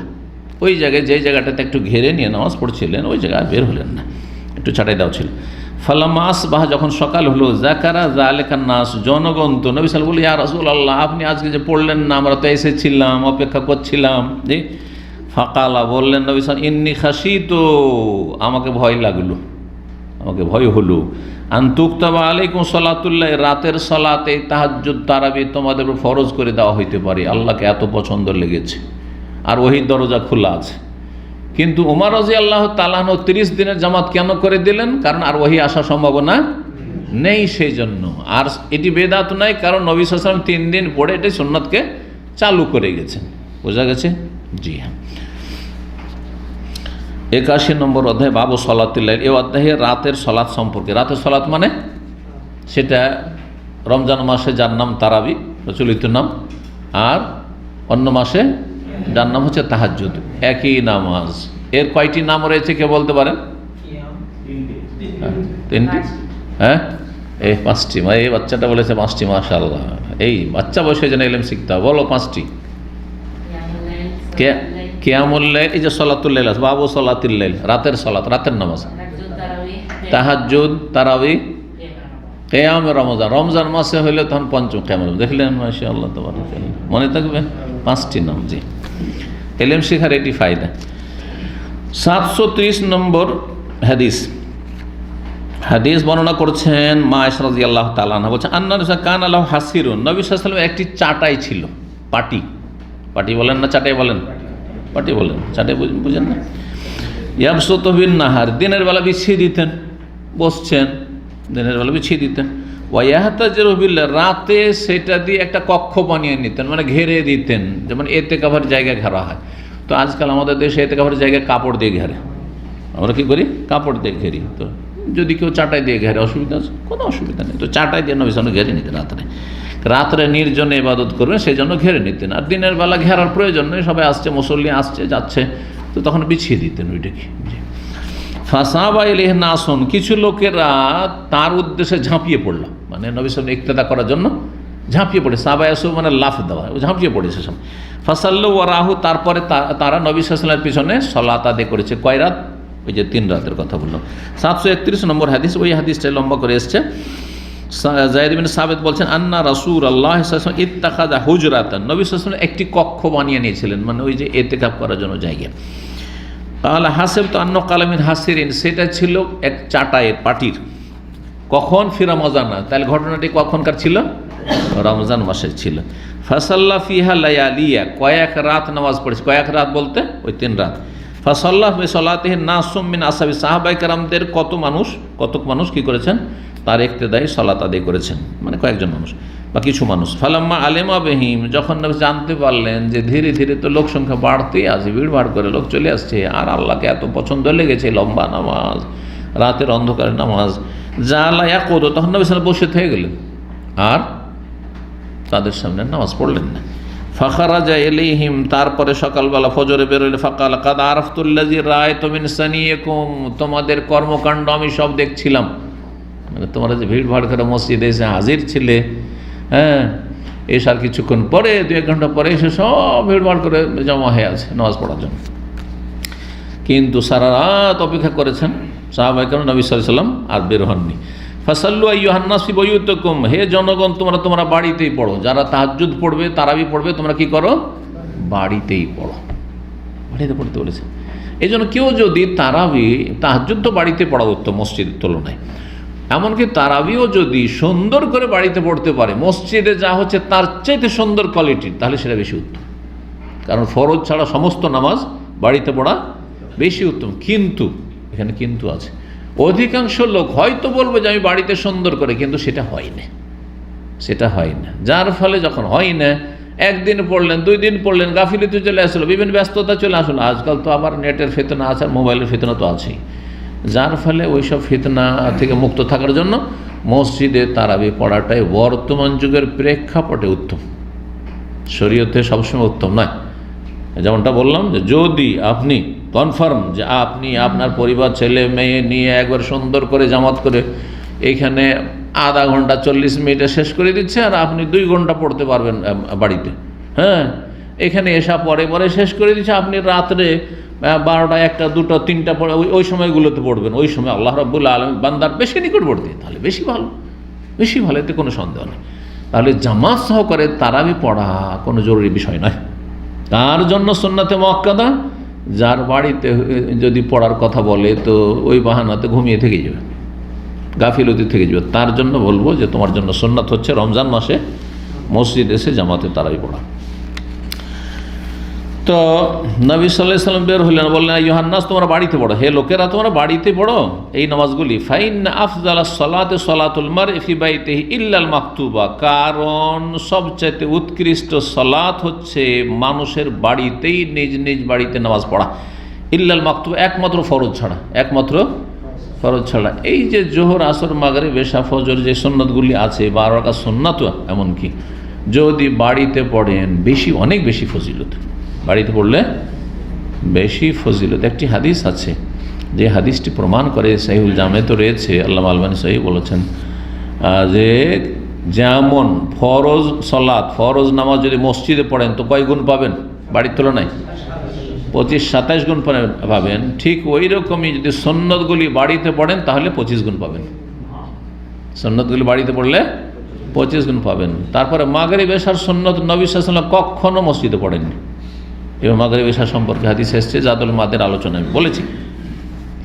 কিন্তু এই সুন্নতগুলি আস্তে আস্তে বিলুপ্ত হয়ে যাচ্ছে, আর তার বিভিন্ন কারণ রয়েছে। অনেকে কর্মব্যস্ততায় মসজিদে বাইরে চলে যেতে হবে, অথবা বাড়ি চলে গেলে আবার গাফিলতি চলে আসবে, ভুলে যাবে, অথবা অনেকের বাড়িতে রুমে এসে আপনার ব্যাচেলর যারা বাস করছেন তাদের ভালো করে একটা পরিবেশ নেই ওখানে নামাজ পড়ার মতো, বিভিন্ন কারণ হয়ে যাচ্ছে। আল্লাহ তৌফিক দান করুন। তো 82 নম্বর অধ্যায় বলছেন বাবু ইজাবি তাকবীর ইফতিতাহিস সালাত। এই অধ্যায় হচ্ছে তকবীর ফরজ হওয়া সম্পর্কে। তকবীরে তাহরিমা হচ্ছে ফরজ রুকন। যখন সালাত শুরু করছেন তকবীরে তাহরিমা হচ্ছে ফরজ, আর অন্যান্য তকবীরগুলি হচ্ছে ওয়াজিব, মনে রাখবেন। তো তকবীর হচ্ছে ফরজ হওয়া সম্পর্কে, ইফতিতাহুস সালাত সালাত শুরু করা সম্পর্কে। সালাত শুরু করবেন তকবীরে তাহরিমা দিয়ে। ইমাম বুখারী কথা বলতে চাইছেন যে তকবীর ফরজ রুকন, এছাড়া নামাজ হয় না। কেউ যদি তকবীরে তাহরিমা না দিয়ে শুধু গিয়ে লেগে গেল ইমামের সাথে, তাহলে তার নামাজ হবে না, নামাজ বাতিল, কারণ তার রুকুন ছুটে গেছে। গোটা সালাতের রুকুন হচ্ছে একটি রুকুন, সেটা তকবীরে তাহরিমা। এইটা ছুটে গেছে মানে ওই নামাজের একটা ফরজ, গুরুত্বপূর্ণ ফরজ ছুটে গেছে। সালাত শুরু করতে তকবীর দিয়ে, তাহলে সালাত শুরু করবেন না নিয়ত পড়া দিয়ে, নাওয়াইতো দিয়ে। সালাত শুরু করবেন না ইক্তাদাইতো বেহাজাল ইমাম দিয়ে। সালাত শুরু করবেন না হে বেদাতি ইমাম আনা ইমামুল লিমান হাজার আমাল্লাম ইয়াহজুর দি। সালাত শুরু করবেন না জায় নামাজের দোয়া দিয়ে। কথা বোঝা গেছে? ইন্নী ওয়াজহাতু ওয়াজহিয়া লিল্লাযী ফাতারাস সামাওয়াতি, তারপরে তকবীর তাহরিমা। তো তকবীর তাহরিমা দিয়ে তো নামাজ শুরু করলেন না, তাহলে কথা বোঝা গেছে কি না? এই 3 বিদাত দিয়ে নামাজ শুরু করবেন না। 3 বিদাত দিয়ে, মুক্তাদিও 3 বিদাত আর ইমামও 3 বিদাত দিয়ে। যারা বেদাতি সমাজের লোকেরা তারা 3 বিদাত দিয়ে সালাত শুরু করে। কে বানাইতে পারবে 3টি বেদাত? ইমামের 3টি বেদাত।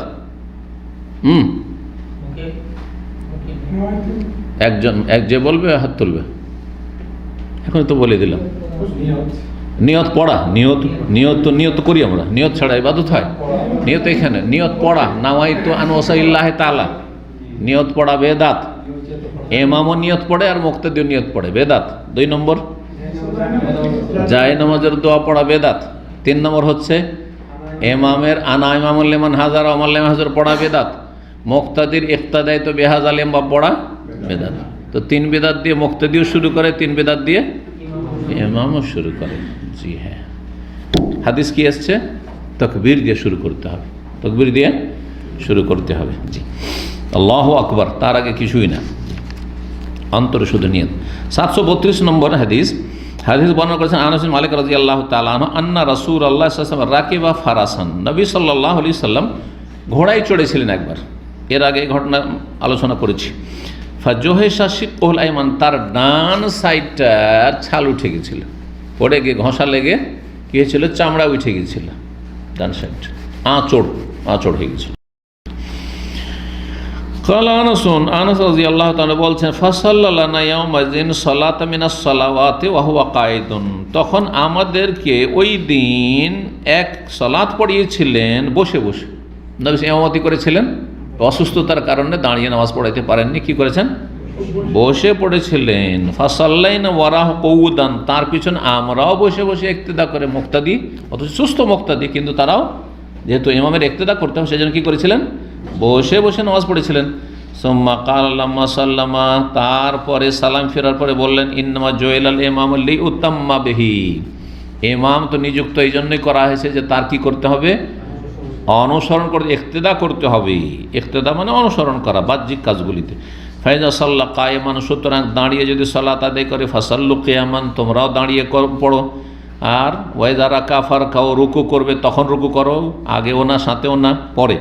ওয়াইদা রাফা ফারফাও, যখন রুকু থেকে দাঁড়াবে উঠবে তখন তোমরা উঠো। ওয়াইজা সাজাদা ফাসজুদু, যখন সেজদা করবে ইমাম তখন তোমরা সেজদা করো, মানে পেছনে পেছনে। ওয়াইদা কালা সামি আল্লাহু লিমান হামিদা, যখন সামি আল্লাহু লিমান হামিদা বলবে, ফাকুলু, তখন তোমরা বলো রব্বানা ওয়ালাকাল হামদ। আর হামদান কাসীরান তাইয়িবান মুবারাকান ফি যদি বলে তো আরও ভালো হচ্ছে রব্বানা লাকাল হামদু মিল আস-সামাওয়াতি ওয়া মিল আল আরদি ওয়া মিল মা বাইনাহুমা মিন শাইইন বা'দু আহলুস সানাই ওয়াল majd আহাক্কু মা ক্বালা আল আবদু ওয়া কুল্লুনা লাকা আবদু আল্লাহুম্মা লা মানি'a লিমা আতাইতা ওয়া লা মু'তি'a লিমা মানা'তা ওয়া লা ইয়ানফা'ু যাল জাদ মিনকাল জাদ। কার মুখস্থ আছে? কার মুখস্থ? মাশাআল্লাহ, 1-2টা হাত উঠেছে, মাশাআল্লাহ। যেটুকু শেষখানে বললাম এটাও, এরও অর্ধেকটা কিছু কিছু এটা আছে, আবার ফুল আছে। বিশেষ করে যখন নিজের নামাজ পড়বেন সুন্নাতগুলি অথবা তাহাজ্জুদ, তখন আপনি এগুলো পড়েন। আর ইমামের পিছনে যদি পড়তে লাগেন তাহলে তো সিজদা করে আবার ফারেক হয়ে যাবে। এই আপনার পড়তে পড়তে যদি এক সিজদা শেষ, তাহলে তো নামাজই বাতিল হয়ে যাবে। খবরদারি কাজ করবেন। তখন রব্বানা লাকাল হামদ অথবা রব্বানা লাকাল হামদু হামদান কাসীরান তাইয়িবান মুবারাকান ফি, আমি হামদান কাসীরান তাইয়িবান মুবারাকান ফি পড়ি, ও ইমাম যা পড়বে তাই পড়ি, এতটুকু পড়া যায়। জি, সেজদার আগে। 733 নম্বর হাদিস, যেটা আরও স্পষ্ট, যেখানে ইমাম বৈশা পড়লে তোমরাও পড়ো এই কথা এসছে। বলছেন যে খাররা রাসূল আন ফারাসিন, রাসূলুল্লাহ সাল্লাল্লাহু আলাইহি ওয়াসাল্লাম পড়ে গেছিলেন ঘোড়া থেকে, পড়ে গেছিলেন। খাররা আখিরা মানে পড়ে যাও, খাররু সুজ্জাদান, সুজদায় লুটিয়ে পড়া, যে কোরআনে এসছে। ফাজোহেশা, তারপরে শরীরে আঁচড় লেগেছিল। ফাসাল্লানা কায়েদান, আমাদেরকে সলাত আদায় করিয়েছিলেন বসে বসে। ফাসাল্লাইনা মাহু কৌদান, তার সাথে আমরা বসে বসে পড়েছিলাম। ফালামান সারাফা, যখন ফিরলেন, মানে নবী সাল্লাল্লাহু আলাইহি ওয়াসাল্লাম এটাই নির্দেশ দিয়েছেন যে তোমরা বসে পড়ো, কারণ আমি বসে পড়বো, সুতরাং তোমরাও বসে পড়ো। এটা ছিল আগের ঘটনা, কিন্তু নবী সাল্লাল্লাহু আলাইহি ওয়াসাল্লাম ইন্তেকালের সময় বসে পড়েছেন আর সাহাবীরা দাঁড়িয়ে। এই নিয়ে বিস্তারিত আলোচনা করে, সেই জন্য ওই মাসলায় আর যাবো না। কিন্তু কোনটা করবেন? ফালামান সাহেব যখন সালাম ফিরলেন, ফাকাল ইন্নামাল ইমামা ও ইন্নামা জয়লাল ইমাম লিউতাম্মা বিহি, ইমাম তো নিযুক্ত এই জন্য করা হয়েছে যে তার ইক্তেদা করতে হবে। ফাইজা কাব্বারা ফাক্কাবিরু, যখন তকবীর দিবে তখন তকবীর দাও। এই অধ্যায়ের সাথে এই কথাটির মিল। ফাইজা কাব্বারা ফাক্কাবিরু, তাহলে ইমাম শুরু করবে কি দিয়ে? তকবীর দিয়ে। হ্যাঁ, যদি তার আগে নিয়ত পড়া, তাহলে ইমাম যখন নিয়ত পড়বে তখন তোমরা নিয়ত পড়ে, ইমাম যখন বলবে আনা ইমামুল লিমান হাজার আমাল, তখন তোমরা ইক্তাদাই তো বিহাযাল ইমাম বলি। ইমাম যখন যাই নামাজে তো ইন্নী ওয়াজহাতু ওয়াজহিয়া পড়বে, তখন তোমরা পড়ি। আসলো ফাইজা কাব্বারা ফাক্কা, শুরুই হচ্ছে যখন ইমাম তকবীর দিবে তখন তোমরা তকবীর দাও। তারপরে ফাইদা কাব্বারা ফাঁকে ওয়াইদা রাকা ফারকা, যখন রুকু করবে তখন তোমরা রুকু করো। ওয়াইদা রাফা ফার, রুকু থেকে উঠবে তোমরা উঠো। ওয়াইদা কালা সামি আল্লাহু ওয়াল হামিদা, যখন সামি আল্লাহু লিমান হামিদা বলবে ফাকুলু রব্বানা ওয়ালাকাল হামদ। ওয়াইদা সাজাদা, যখন সেজদা করে ফাসজুদু, তখন সেজদা করো, তখন তোমরা সেজদা করো। তারপরের হাদিসটিতে বসার কথা 734 নম্বর অধ্যায়। আবু হুরায়রা রাদিয়াল্লাহু তাআলা আনহু বলেন, তিনি বলছেন নবী সাল্লাল্লাহু আলাইহি ওয়াসাল্লাম বলেছেন ইন্নামা জুইলাল ইমামু লিউতাম্মা বিহি, ইমাম নিযুক্ত করা হয়েছে তার ইক্তেদা করার জন্য। ফাইজা কাব্বারা ফাকাব্বিরু, যখন তকবীর দিবে তোমরা তকবীর দাও। ওয়াইদা রাকা ফারকা, রুকু করলে রুকু করো। ওয়াইদা কালা সামি আল্লাহু লিমান হামিদা ফাকুলু রব্বানা ওয়ালাকাল হামদ, যখন সামি আল্লাহু লিমান হামিদা রব্বানা ওয়ালাকাল হামদ বলো। ওয়াইদা সাজাদা ফাসজুদ, যখন সেজদা করে তোমরা সেজদা করো। ওয়াইদা সাল্লা জালিসান ফাসাল্লু জুলুসান আজমাউন, যখন বসে সালাত আদায় করবে ইমাম, তখন তোমরাও সবাই মিলে বসে সালাত আদায় করো। জমহুর অধিকাংশ আইম্মায়ে কেরামগণ বলছেন যে এটা মনসুখ হয়ে গেছে, এটা যেহেতু আগের ঘটনা। কি দ্বারা মনসুখ রহিত হয়ে গেছে এই হুকুম? নবী সাল্লাল্লাহু আলাইহি ওয়াসাল্লামের শেষ অন্তিম অসুস্থতায় যে বসে পড়লেন, কিন্তু মুক্তাদিরা সবাই দাঁড়িয়ে। কিন্তু আরেকটি দল, ইমাম আহমদ রাহমাহুল্লাহ আর অনেক মুহাদ্দিসিন কেরাম বলছেন যে না, মনসুখের কোনো দলিল নাই। নবী সাল্লাল্লাহু আলাইহি ওয়াসাল্লাম এটি কর্ম শেষটি, আর আগেরটি হচ্ছে বচন। তো সাহাবায়ে কেরামদেরকে নির্দেশ দিয়েছেন কিসের? যে বসে পড়লে, যদি ইমাম বসে পড়ে তো তোমরা কি করো? বসে পড়ো। সুতরাং দুটোই জায়েজ, কিন্তু বসে পড়া মুস্তাহাব, বসে পড়া মুস্তাহাব, এই কথা বলছেন। আর এখানে নবী সাল্লাল্লাহু আলাইহি ওয়াসাল্লাম যে অন্তিম অসুস্থতায়, শেষ অসুস্থতায় বসে পড়লেন, মুক্তাদিরা যে দাঁড়িয়ে, এই জন্যই বসতে বলেননি যে আগে থেকে নামাজ শুরু হয়ে গেছিল, আগে দাঁড়িয়ে শুরু হয়ে গেছে, তখন বসতে বলা মানে একটা মানুষ হট্টগোল হবে আর তারপরে ডিস্টার্ব হবে, যার ফলে নবী সাল্লাল্লাহু আলাইহি ওয়াসাল্লাম আর বলেন যে অবস্থায় আছে ওই অবস্থায়। তাহলে দুটোই জায়েজ। দ্বিতীয় মত হচ্ছে, সংক্ষেপে বলে দিলাম, বিস্তারিত আলোচনা করেছি, যে দুটোই জায়েজ। ইমাম যদি বসে পড়ে অসুস্থতার কারণে, স্থায়ীভাবে নয়, যে সারা জীবন ধরে এরকম বসে বসে নামাজ পড়ছে, এমন ইমাম নিযুক্ত হবে না, সরে যাবে ইমামতি থেকে বা সরিয়ে দেওয়া হবে। মাঝে মধ্যে ইমাম আপনাদের পেশ ইমাম, হ্যাঁ ইমাম রাতে নির্ধারিত ইমাম, কিন্তু 2-4 ওয়াক্ত নামাজ অসুস্থতার কারণে বসে পড়াচ্ছে, উত্তম হচ্ছে বসে পড়া। কারণ বিষয়ে বাচনিক হাদিস, ইমাম বসে পড়লে তোমরাও বসে নামাজ পড়ো। কিন্তু কেউ যদি নবী সাল্লাল্লাহু আলাইহি ওয়াসাল্লামের শেষ আমল উপর আমল করে, সেটাও জায়েজ রয়েছে। আল্লাহু তাআলা আ'লাম। 83 নম্বর অধ্যায়, বাবু রাফিল ইয়াদাইন ফি তাকবীরাতিল উলা মাল ইফতিতাহিস সাওয়া, বলছেন এই অধ্যায় হচ্ছে 2 হাত উত্তোলন করা, রফুল ইয়াদাইন। রফুল ইয়াদাইনকে বিকৃত করে ভারত বাংলাদেশে রফাদানি, কি বলে এটাকে? রফাদানি। আর আহলে হাদিসদেরকে একটা গাল দেয় বিদাতিরা, কি বলে? এরা রফাদানি রে, এরা হচ্ছে রফাদানি। বোঝা গেছে? লামাযহাবি একটা গাল, একটা হচ্ছে গায়র মুকাল্লিদ একটা গাল, আর একটা গাল হচ্ছে রফাদানি এরা। কিন্তু এটি সুন্নাত। এই গালটাতে জাহেল মূর্খরা, এটি ইবাদত। রফউল ইয়াদাইন, রফ মানে উত্তোলন করা, আর ইয়াদাইন মানে 2 হাত। বিকৃত করে ওকে কি করে দিয়েছে? রফাদানি করে দিয়েছে। যেমন বাহরুল গানাকে বরগুনা করে দিয়েছে। বুঝা গেছে? তা 2 হাত উত্তোলন করার ফুল ইয়াদাইন ফি তাকবীরাতিল উলা, প্রথম তাকবীরে মাল ইফতিতাহে, শুরু করার সাথে সাথে, সাওয়া, যেমনই শুরু করছেন নামাজ তেমনি কি করবেন, তকবীর দেবেন, তকবীরের সাথে সাথেই হাত উঠাবেন, মানে আগে পিছনে না, যেমন তকবীর জবান থেকে তকবীর বেরোচ্ছে তেমনি হাত উঠছে। ইমাম বুখারী রাহিমাহুল্লাহ তাহলে সঠিক মতটি পেশ করলেন, আল্লাহু আকবার, এদিকে আল্লাহু আকবার, এদিকে হাত উঠছে। জি, 735 নম্বর অধ্যায়। বলছেন বর্ণনাকারী সালেম বিন আবদুল্লাহ, তার পিতা আবদুল্লাহ বিন উমর রাদিয়াল্লাহু তাআলা আনহুমা থেকে বর্ণনা করে যে আন্না রাসূলুল্লাহ কানা ইয়ারফাউ ইয়াদাইহি, রাসূলুল্লাহ সাল্লাল্লাহু আলাইহি ওয়াসাল্লাম দুই হাত উঠাতেন, দুই হাত উত্তোলন করতেন, রফিদান করতেন। কত দূর পর্যন্ত? হাজুয়া মানকাবাইহি, দুই কাঁধ পর্যন্ত, কাঁধ বরাবর। কতটা উঠাইতেন? এতটা উঠাইতেন। এই হাদিস দ্বারা প্রমাণিত। ইবনে উমরের হাদিসে এটি রয়েছে। কখন? এজাফতাহ সালাহ, প্রথম যখন সলাৎ শুরু করতেন, এক। ওয়াইদা কাব্বার আলী রুকু, দুই নম্বর হচ্ছে যখন রুকুর জন্য তকবীর আল্লাহু আকবার দিয়ে রুকুতে যেতেন, দুই। ওয়াইদা রাফা রাসা মিনা রুকু, তিন নম্বর হচ্ছে যখন রুকু থেকে মাথা উঠাইতেন তখন, রাফা হমাকা, তখনও দুই হাত উত্তোলন করতেন অনুরূপভাবে। আইজান ওয়াকালা, আর বললেন সামি আল্লাহু লিমান হামিদা, যখন সামি আল্লাহ বললেন রব্বানা ওয়ালাকাল হামদ, ওয়া কানা লা ইয়াফআলু যালিকা ফিস সুজুদ, সিজদায় যাওয়ার সময় বা সেজদা থেকে উঠে আর এক সেজদার জন্য যখন বসলেন দুই সেজদার মাঝখানে, তখন রফাদাইন করতেন না, তখন রফাদাইন করতেন না। জি, কয়টি জায়গায় রফাদাইন আসলো তাহলে? এখানে তিনটি জায়গায় আসলো। আর একটি জায়গার হাদিস আসছে, টোটাল 4টির কথা হাদিস এসছে, টোটাল 4টির কথা এসছে। তারপরে বিস্তারিত আলোচনা হচ্ছে কোনটি হচ্ছে সহিহ সুন্নাহ, আর কি ইখতিলাফ মতভেদ রয়েছে, আর কোন পয়েন্টটাতে সবাই একমত, কোন পয়েন্টটাই সবাই একমত।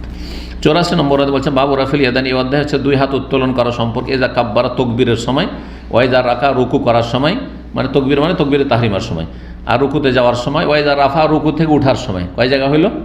3 জায়গা হইল। 736 নম্বর হাদিস। হাদিস বর্ণনা করেছেন সালেম বিন আবদুল্লাহ, তার পিতা আবদুল্লাহ বিন উমর রাদিয়াল্লাহু তাআলা আনহুমা থেকে, আন্নাহু কাল, তিনি বলেন, রাআইতু রাসূলুল্লাহ, রাসূলুল্লাহকে দেখেছি, ইযা কামা ফিস সালাতে, যখন সলাতে দাঁড়াতেন, রাফা ইয়াদাইহি, দুই হাত উঠাইতেন, হাত্তা তাকুন হাজওয়া মানকাবাইহি, দুই কাঁধ বরাবর হইত। ওয়া কানা ইয়াফআলু যালিকা, আর এটি করতেন, রফাদান করে, হিনা ইউকাব্বির রুকু, রুকুর জন্য যখন আল্লাহু আকবার দিয়ে রুকুতে যেতেন, রফাদান করতেন। ওয়া ইয়াফআলু ইযা রাফা রাসা মিনার রুকু, রুকু থেকে যখন মাথা উঠাইতেন তখনও রফাদান করতেন। ওয়া ইয়াকুল, বলতেন সামি আল্লাহু লিমান হামিদা, যখন রুকু থেকে উঠলেন তখন কি বলতেন? সামি আল্লাহু লিমান হামিদা, যে প্রশংসা করে বা প্রশংসাকারীর প্রশংসা আল্লাহ শোনেন বা শুনলেন। ওয়ালা ইয়াফআলু যালিকা ফিস সুজুদ, সেজদাতে বা দুই সেজদার মাঝে কি করতেন না? রফাদান করতেন না। সালাম ফেরার সময়ও করতেন না। কেউ যদি করে, এখন প্রশ্ন। 737 নম্বর হাদিস। মালিক বিন হুয়াইরিস থেকে বর্ণনা, আবু কেলাবা তাবেঈ বর্ণনা করছেন, আন্নাহু রা মালিক ইবনুল হুয়াইরিস, তিনি দেখেছেন সাহাবী মালিক বিন হুয়াইরিস রাদিয়াল্লাহু তাআলা আনহুকে সালাত আদায় করতে। মালিক বিন হুয়াইরিস ওই যুবক, যেই যুবক কয়েকজন যুবকের সঙ্গী হয়েছে 20 দিন নবী সাল্লাল্লাহু আলাইহি ওয়াসাল্লামের কাছে দিনের শিক্ষা নিয়েছিলেন। তারপরে যুবকরা সব বিয়ে শাদী হয়েছেন, নবী সাল্লাল্লাহু আলাইহি ওয়াসাল্লাম তাদেরকে বাড়ি পাঠিয়ে দিলেন যে যাও, ওখানে যাও, আর তোমাদের মধ্যে যে বেশি কোরআন মুখস্থ রাখে সে তো, বা সবাই তো কোরআন সমান মুখস্থ ছিল, যেহেতু একই সাথে শিক্ষা লাভ করেছে, আর সবাই একই রকমের একই পর্যায়ের আলেম ছিল, জ্ঞানী ছিল। তো তাদের বললেন তোমাদের যে বয়সে বড় সে কী করবে? ইমামতি করবে। ওই হাদিস। তো মালিক বিন হুয়াইরিস নবী সাল্লাল্লাহু আলাইহি ওয়াসাল্লাম থেকে সরাসরি সালাতের তালিম নিয়েছেন। এখন বৃদ্ধ হয়ে গেছেন, অনেক পরের ঘটনা আবু কালাবা বর্ণনা করছেন। হ্যাঁ, বুড়ো হওয়ার পরে ওই যুবক এককালে কী হয়েছে? বড় হয়েছেন। যেমন আমরা এককালে ছোটো কচি কাচা ছিলাম, হ্যাঁ, আর মনটা চাইতো বিচার সালিশ হচ্ছে, আর সবাই চেয়ারে বসে আছে আর বেঞ্চে বসে আছে, আমাদের কেউ বসতে বলতো না। তা আমার কৌতূহল মনে মনে হইতে যে কখন যে আমাকে বসতে বলবে, মানে কখন যে এই বয়সে পৌঁছিব, আমাকে কেন বসতে বলে না, মনটা চাইতো। সুবহানাল্লাহ, আল্লাহু আকবার, কি পরিবর্তন। তো মাল বিন হুয়াইরিসকে দেখে, আন্নাহু সাল্লা, ইযা সাল্লা, সালাত আদায় করলেন যখন, কাব্বারা, তাকবীর দিলেন, ওয়া রাফা ইয়াদাইহি, দুই হাত উত্তোলন করলেন, রফাদান করলেন। ওয়াইজা আরাদা ইয়ারকা, যখন রুকু করতে চাইলেন, রাফা ইয়াদাইহি, দুই হাত আবার উত্তোলন করলেন। ওয়াইজা রাফা রাসা মিনার রুকু, রুকু থেকে যখন মাথা উঠালেন, রাফা ইয়াদাইহি, তখন রফাদান করলেন। ওয়া হাদ্দাসা, আর হাদিস বর্ণনা করলেন, আন্না রাসূলুল্লাহ সাল্লাল্লাহু আলাইহি ওয়াসাল্লাম সানা হাকাজা, যে রাসূলুল্লাহ সাল্লাল্লাহু আলাইহি ওয়াসাল্লাম এইভাবেই সলাৎ সম্পাদন করেছেন। তাহলে কয়জন সাহাবী থেকে জানলাম? আবদুল্লাহ বিন উমর প্রখ্যাত সাহাবী থেকে জানলাম। সুন্নতের সবচেয়ে বেশি পাবন জ্ঞানী মানুষ ছিলেন ওমরের ছেলে আবদুল্লাহ রাদিয়াল্লাহু তাআলা আনহুমা, বিখ্যাত সাহাবী, অনেক দীর্ঘায়ু হয়েছিলেন তিনি, মানে দীর্ঘ আয়ু পেয়েছিলেন। এমনকি বড় বড় জালেমদের যুগও পেয়েছে, হাজ্জাজ বিন ইউসুফের মতো জালেম খনির যুগও পেয়েছিলেন, উমাইয়াদের যুগে রাদিয়াল্লাহু তাআলা আনহু ওয়ারদাহু। আর এই সাহাবী মালিক বিন হুয়াইরিস তিনিও বর্ণনা করলেন তার রফায়দান সম্পর্কে। তাহলে দুইজন প্রখ্যাত সাহাবী থেকে বর্ণনা পেলেন। 85 নম্বর অধ্যায় বলছেন বাবুন, এই অধ্যায় হচ্ছে এলা আইনা ইয়ারফা ইয়াদাইহি, হাত তো উঠাবেন কিন্তু কত দূর পর্যন্ত উঠাবেন। এতক্ষণ পর্যন্ত কি হাদিস পেয়েছেন? কাঁধ পর্যন্তই হাদিস পেয়েছেন।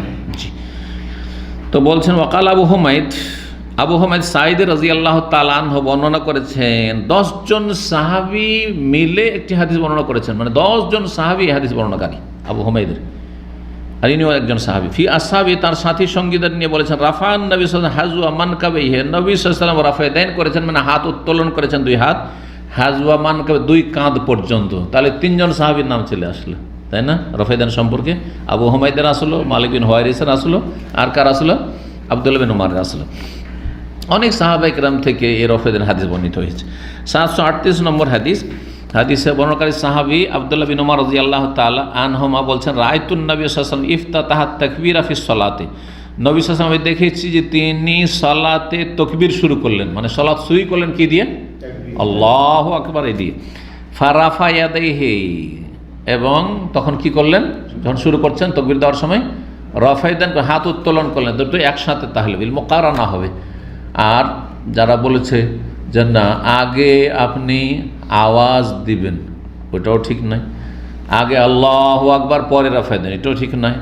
অথবা আগে হাত উঠে গেল আর পরে আপনি একটু পরে কি করছেন, আপনি তাকবীর দিচ্ছেন, এটাও ঠিক নয়। বরং দুটো একসাথে, সাথে সাথে, যেমনই তাকবীর শুরু করবেন তেমনই হাত উঠাবেন, যেমন হাদিস দ্বারা প্রমাণিত। বলছেন যে নবী সাল্লাল্লাহু আলাইহি ওয়াসাল্লাম যখন সালাত শুরু করলেন তাকবীর দিয়ে ফারাফা ইয়াদে, দুই হাত উত্তোলন করলেন, হিনা ইউকাব্বিরু, কখন? প্রথম তাকবীর দেওয়ার সময়। হাত্তা ইয়াজআলহুমা হাজওয়া মানকাবাই, দুই কাঁধ পর্যন্ত, দুই কাঁধ বরাবর করলেন। এই কাঁধের সময় কেবলামুখী করতে হবে, এইরকম করে নয় কিন্তু, কেবলামুখী করে এইভাবে। জি, ওয়াইদা কাব্বার আলী রুকু ফাআলা মিসলাহু, যখন রুকুর জন্য তাকবীর বললেন তখনও এইরকমই করলেন, মানে রাফায়দান করলেন, দুই হাত উঠালেন। ওয়াকাল, আর বলেন রব্বানা ওয়ালাকাল হামদ, ওয়ালা ইয়াফআলু যালিকা হিনা ইয়াসজুদু, সিজদার সময় কিন্তু রাফায়দান করেননি। ওয়ালা হিনা ইয়ারফাউ রাসু মিনাস সুজুদ, সিজদা থেকে মাথা উঠাবার সময়ও রাফায়দান করেননি। তাহলে যেখানে নবী সাল্লাল্লাহু আলাইহি ওয়াসাল্লাম করেননি সেখানে করলে বেদাত, আর যেখানে নবী সাল্লাল্লাহু আলাইহি ওয়াসাল্লাম করেছেন সেটা হচ্ছে সুন্নাত। সুতরাং সুন্নাত কেউ ছেড়ে দেয় তো সেই নেকি থেকে বঞ্চিত হবে, আর বেদাত করে তো গুনাহগার হবে। যেমন কিছু কিছু লোকের নামাজ পড়া, আমি মাসরি কিছু দেখেছি, সালাম ফিরার সময় আসসালামু আলাইকুম রাহমাতুল্লাহ, আসসালামু আলাইকুম রাহমাতুল্লাহ, তো এটা একটা বিদাত, কিন্তু হাতের ইশারা করা। 86 নম্বর অধ্যায় বলছেন বাবু রাফিল ইয়াদান, এই অধ্যায় হচ্ছে দুই হাত উত্তোলন রাফায়দান করা। ইযা কামা মিনার রাকাতাইন, 2 রাকাত পড়ে যখন প্রথম তাশাহুদ থেকে দাঁড়াবে। এতক্ষণ পর্যন্ত এই আলোচনা কিন্তু আসেনি। কয়টি জায়গায় বলেছি? 4টি জায়গার মধ্যে 3টি জায়গার কথা এতক্ষণ এসেছে, কিন্তু এখন আসছে দলিল কিসের?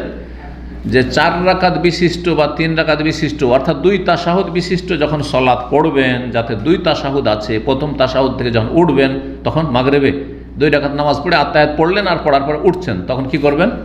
রাফায়দান করবেন। এটিও সহিহ সুন্নাহ, যা প্রসিদ্ধ হাদিস দ্বারা প্রমাণিত। তো 739 নম্বর হাদিস, এই হাদিস বলছেন নাফে বর্ণনা করছেন তাবেঈ, আন্না ইবনে ওমর কানা ইজা দাখালা ফিস সালাহ, আব্দুল্লাহ বিন ওমর রাদিয়াল্লাহু তাআলা আনহু যখন সালাতে প্রবেশ করতেন, মানে সালাত শুরু করতেন, কাব্বারা তাকবীর বলতেন, ওয়া রাফা ইয়াদাইহি, 2 হাত উত্তোলন করতেন, একবার হইল। ওয়াইদা রাকা, আর যখন রুকু করতেন, রাফা ইয়াদাইহি, 2 হাত উত্তোলন করতেন, 2বার হইল। ওয়াইদা কালা সামিআল্লাহু লিমান, যখন সামিআল্লাহু লিমান হামিদা বলতেন, রাফা ইয়াদাইহি, তখনও রাফায়দান করতেন, কয়বার হইল? 3বার হইল। ওয়াইদা কামা মিনার রাকাতাইন, আর যখন 2 রাকাত পড়ে আত্তাহিয়াত পড়ে উঠতেন, রাফা ইয়াদাইহি, তখনও রাফায়দান করতেন। ওয়া রাফা যালিকা ইবনে ওমর ইলা নবী সাল্লাল্লাহু আলাইহি ওয়াসাল্লাম, আর এই কথাগুলি আব্দুল্লাহ বিন ওমর রাদিয়াল্লাহু তাআলা আনহু নবী সাল্লাল্লাহু আলাইহি ওয়াসাল্লাম পর্যন্ত পৌঁছিয়েছেন। মরফু হাদিস বর্ণনা করেছেন, মানে নবী সাল্লাল্লাহু আলাইহি ওয়াসাল্লামকে তিনি এভাবে করতে দেখেছেন, নবী সাল্লাল্লাহু আলাইহি ওয়াসাল্লাম থেকে এভাবে শিখেছেন। তার নবী সাল্লাল্লাহু আলাইহি ওয়াসাল্লামের সহিহ শুদ্ধ সালাতে কয়বার রাফায়দান আছে?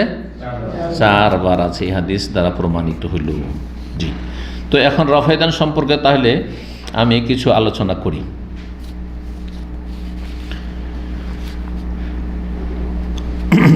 তার আগে একটি বিষয় সম্পর্কে আশা করি বলেই দিয়েছি সংক্ষেপে, কিন্তু আবার আপনাদের জিজ্ঞাসা করছি। যখন আপনি মসজিদে জায়গা পাননি, মসজিদের বাইরে সালাত আদায় করছেন, তখন কি কি জরুরি, কি মনে আছে? একটু আগে বললাম, হ্যাঁ, দুটা জিনিস। হাসান, হ্যাঁ, কি লেগে থাকতে হবে? আগের মসজিদের সাথে না, আগের কাতারের সাথে লেগে থাকতে হবে, কাতার কাছাকাছি থাকতে হবে, আর তকবীর শুনতে হবে। যদি তকবীর না শোনা যায় তো মুকাব্বিরের তকবীর শুনবে, কিন্তু কাতারে কাতার লেগে থাকতে হবে। তো এই মর্মে শাইখ ইবনে উসাইমিন রহমতুল্লাহ আলাইহি আশ-শারহুল মুমতি চতুর্থ খণ্ড 297 থেকে 300 পৃষ্ঠায় 3 পৃষ্ঠা 4 পৃষ্ঠা আলোচনা করেছেন। তিনি বলছেন, আর রাজে এই ক্ষেত্রে শক্তিশালী মত এবং প্রাধান্যযোগ্য মত হচ্ছে আন্নাহু লা ইয়াসিহু ইক্তিদাউল মামুম খারিজ আল মসজিদে, মসজিদের বাইরে থেকে মুক্তাদির ইক্তেদা করা ইমামের সাথে জায়েজ হবে না, শুদ্ধ হবে না। ইল্লা ইজাত্তাসালাতে সুফুফু, শর্ত হচ্ছে কাতার মিলিত থাকতে হবে। কাতারে কাতার, এই যে যেমন আপনারা বসে আছেন এইরকম যেন কাতারে কাতার কাছাকাছি থাকে। ফালাবুদ্দা লাহু মিন শারতাইন, দুটি শর্ত আবশ্যক, দুটি শর্ত আবশ্যক। 1 নম্বর শর্ত হচ্ছে আইয়াসমাত তাকবীর, তকবীর শুনতে হবে। কী করতে হবে? আর তকবীর না শুনলে তো আপনি আগে পরে করে দিবেন, তকবীরও শুনতে পাচ্ছেন না, আর কেউ মুকাব্বিরও নেই, তাহলে কি করবেন আপনি? এটি সালাম ফিরে দিয়েছে, আপনি নামাজে আছেন, অথবা আপনি আগেই সালাম ফিরে বসে আছেন, আপনি আগে সেজদাতে উঠেছেন, হবে না? তাহলে তকবীর শুনতে হবে। দ্বিতীয় শর্ত বলছেন ইত্তেসালু সুফু, কাতার মিলিত থাকতে হবে। কি করতে হবে? কাতার মিলিয়ে রাখতে হবে। কেউ শর্ত লাগে ইশতেরাতুর রুয়া, আম্মা ইশতেরাতুর রুয়া, তিনি বলছেন যে ইমামকে দেখা শর্ত, আর দ্বিতীয় তৃতীয় কাতার থেকে অনেক সময় দেখা যায় না, ঠিক না? পর্দার আড়াল থাকলে তো দেখাই যাবে না, অন্ধ লোকও দেখতে পাবে না। তো বলছে যে এই যে যারা দেখার শর্ত লাগিয়েছে, ফাফিহেন নাজরুন, এই কথাটিতে আপত্তি রয়েছে। ফামা দামা ইয়াসমা তকবীর, যেহেতু তকবীর শুনছে, ওয়াসুফু মুত্তাসিলা, কাতার মিলিত রয়েছে, ফাল ইক্তেদা ও সহি, তাহলে ইক্তেদা করা সহি শুদ্ধ। ওয়ালাহাজা, সুতরাং এই কথার ভিত্তিতে বলতে এজাম তালা আতিল মসজিদ, এজাম তালা আল মসজিদ, মসজিদ ভর্তি হয়ে গেছে, মসজিদ আর জায়গা ভিতরে নেই। এখন বাইরে সালাত আদায় করে বাত্তা সালাতে সুফু, কিন্তু বাইরের কাতারগুলি মসজিদের সাথে লেগে আছে। অসাল্লান্নাসু বিল আসওয়াক, আর লোকজন ধারাবাহিক বাজারে নামাজ পড়ছে, এইখান থেকে এই মসজিদ থেকে একেবারে লেগে আছে ঐশিকো মার্কেট, সব নামাজ পড়ছে ওইদিকে, হ্যাঁ, পূর্ব দিকে, ডানে বামে, কেবলার দিকে নাই, ইমামের আগে নাই। কিন্তু ওয়ালা তাবাতি দাক্কা কিন, এমনকি দোকানে, বিভিন্ন জায়গায় দোকানে কিন্তু সাইডে সাইডে আছে, দোকানের নিচেও আছে, দোকানের পাশেও আছে, দোকান ভিতরে আছে, সব লেগে আছে। কিন্তু এইরকম যদি ফালা বা আসা, তাহলে কোনো আপত্তি নেই। কাতার যদি মিলিত থাকে আর তকবীর শুনতে পায়, তাহলে কোনো অসুবিধা নেই। কিন্তু শুধু তকবীর শুনছে যথেষ্ট নয়, হ্যাঁ, শুধু কাতার মিলিত আছে কিন্তু তকবীর শুনতে পাই না, ইমামেরও শুনতে পাই না, মুকাব্বিরও শুনতে পাই না, তা তো সহি হবে না। আর দেখার শর্ত যারা লাগিয়েছে, সেই শর্তর কোনো প্রয়োজন নেই, দেখা কোনো শর্ত নয় যে ইমামকে দেখতে হবে। এখন যে বিষয়টি আলোচনা করবো সেটা হচ্ছে রফুল ইয়াদাইন সম্পর্কে। রফুল ইয়াদাইন সম্পর্কে প্রথম যে বিষয়টি, তকবীরে তাহরিমার সময় রফা ইয়াদাইন, প্রথম বিষয়টি কি? তকবীরে তাহরিমার সময় 1 নম্বর রফা ইয়াদাইন বলছে এটি হচ্ছে সুন্নাত, এটি হচ্ছে সুন্নাত। আর এর ওপর সমস্ত আইম্মায়ে কেরাম, মুহাদ্দিসিন, ফুকাহাদের ঐক্যমত রয়েছে। 4 মযহাব, হানাফি, শাফি, মালিকি, হাম্বলি, সমস্ত মযহাব, আহলে হাদিস, মুহাদ্দিসিন সবাই, হকি আল ইজমা আলাদা, এর উপর ইজমা বর্ণনা করা হয়েছে। এই ক্ষেত্রে এই জন্য হানাফিরাও কি করে? আল্লাহু আকবার, প্রথম রফা দেয়নি, প্রথমটা করে, বাকিগুলোর সাথে শত্রুতা করে জেহালতের কারণে আর গোলামির কারণে। 2 নম্বর যে বিষয়টি, যে রুকুতে যাওয়ার সময় আর রুকু থেকে ওঠার সময় 2 এবং 3 এই রফায়দান আছে কি না, এটিও সুন্নত। কার কাছে? হাজা মাযহাবুশ শাফি, এটি হচ্ছে শাফি মযহাব, আল হানাবেলা এটি হচ্ছে হাম্বলি মযহাব, আর ইমাম মালিকের এটি হচ্ছে একটি মত। মানে ইমাম মালিকের 2টি রিওয়ায়াত রয়েছে। কারণ আইম্মায়ে কেরাম কোনো সময় করেছেন কি, হয়তো আগে একটা ফতোয়া দিয়েছিলেন, পরে ওটাতে প্রত্যাহার করেছেন, তখন 2টি বর্ণনা, ছাত্ররা কি করেছে, 2টি বর্ণনা করে দিয়েছে। এটা হতে পারে না, পারে না। আমি 5 বছর 7 বছর বা 10 বছর আগে ধরেন বলেছি যে আকিকা 21 দিনের পর চলবে না, এখন বলছি সবসময় চলবে।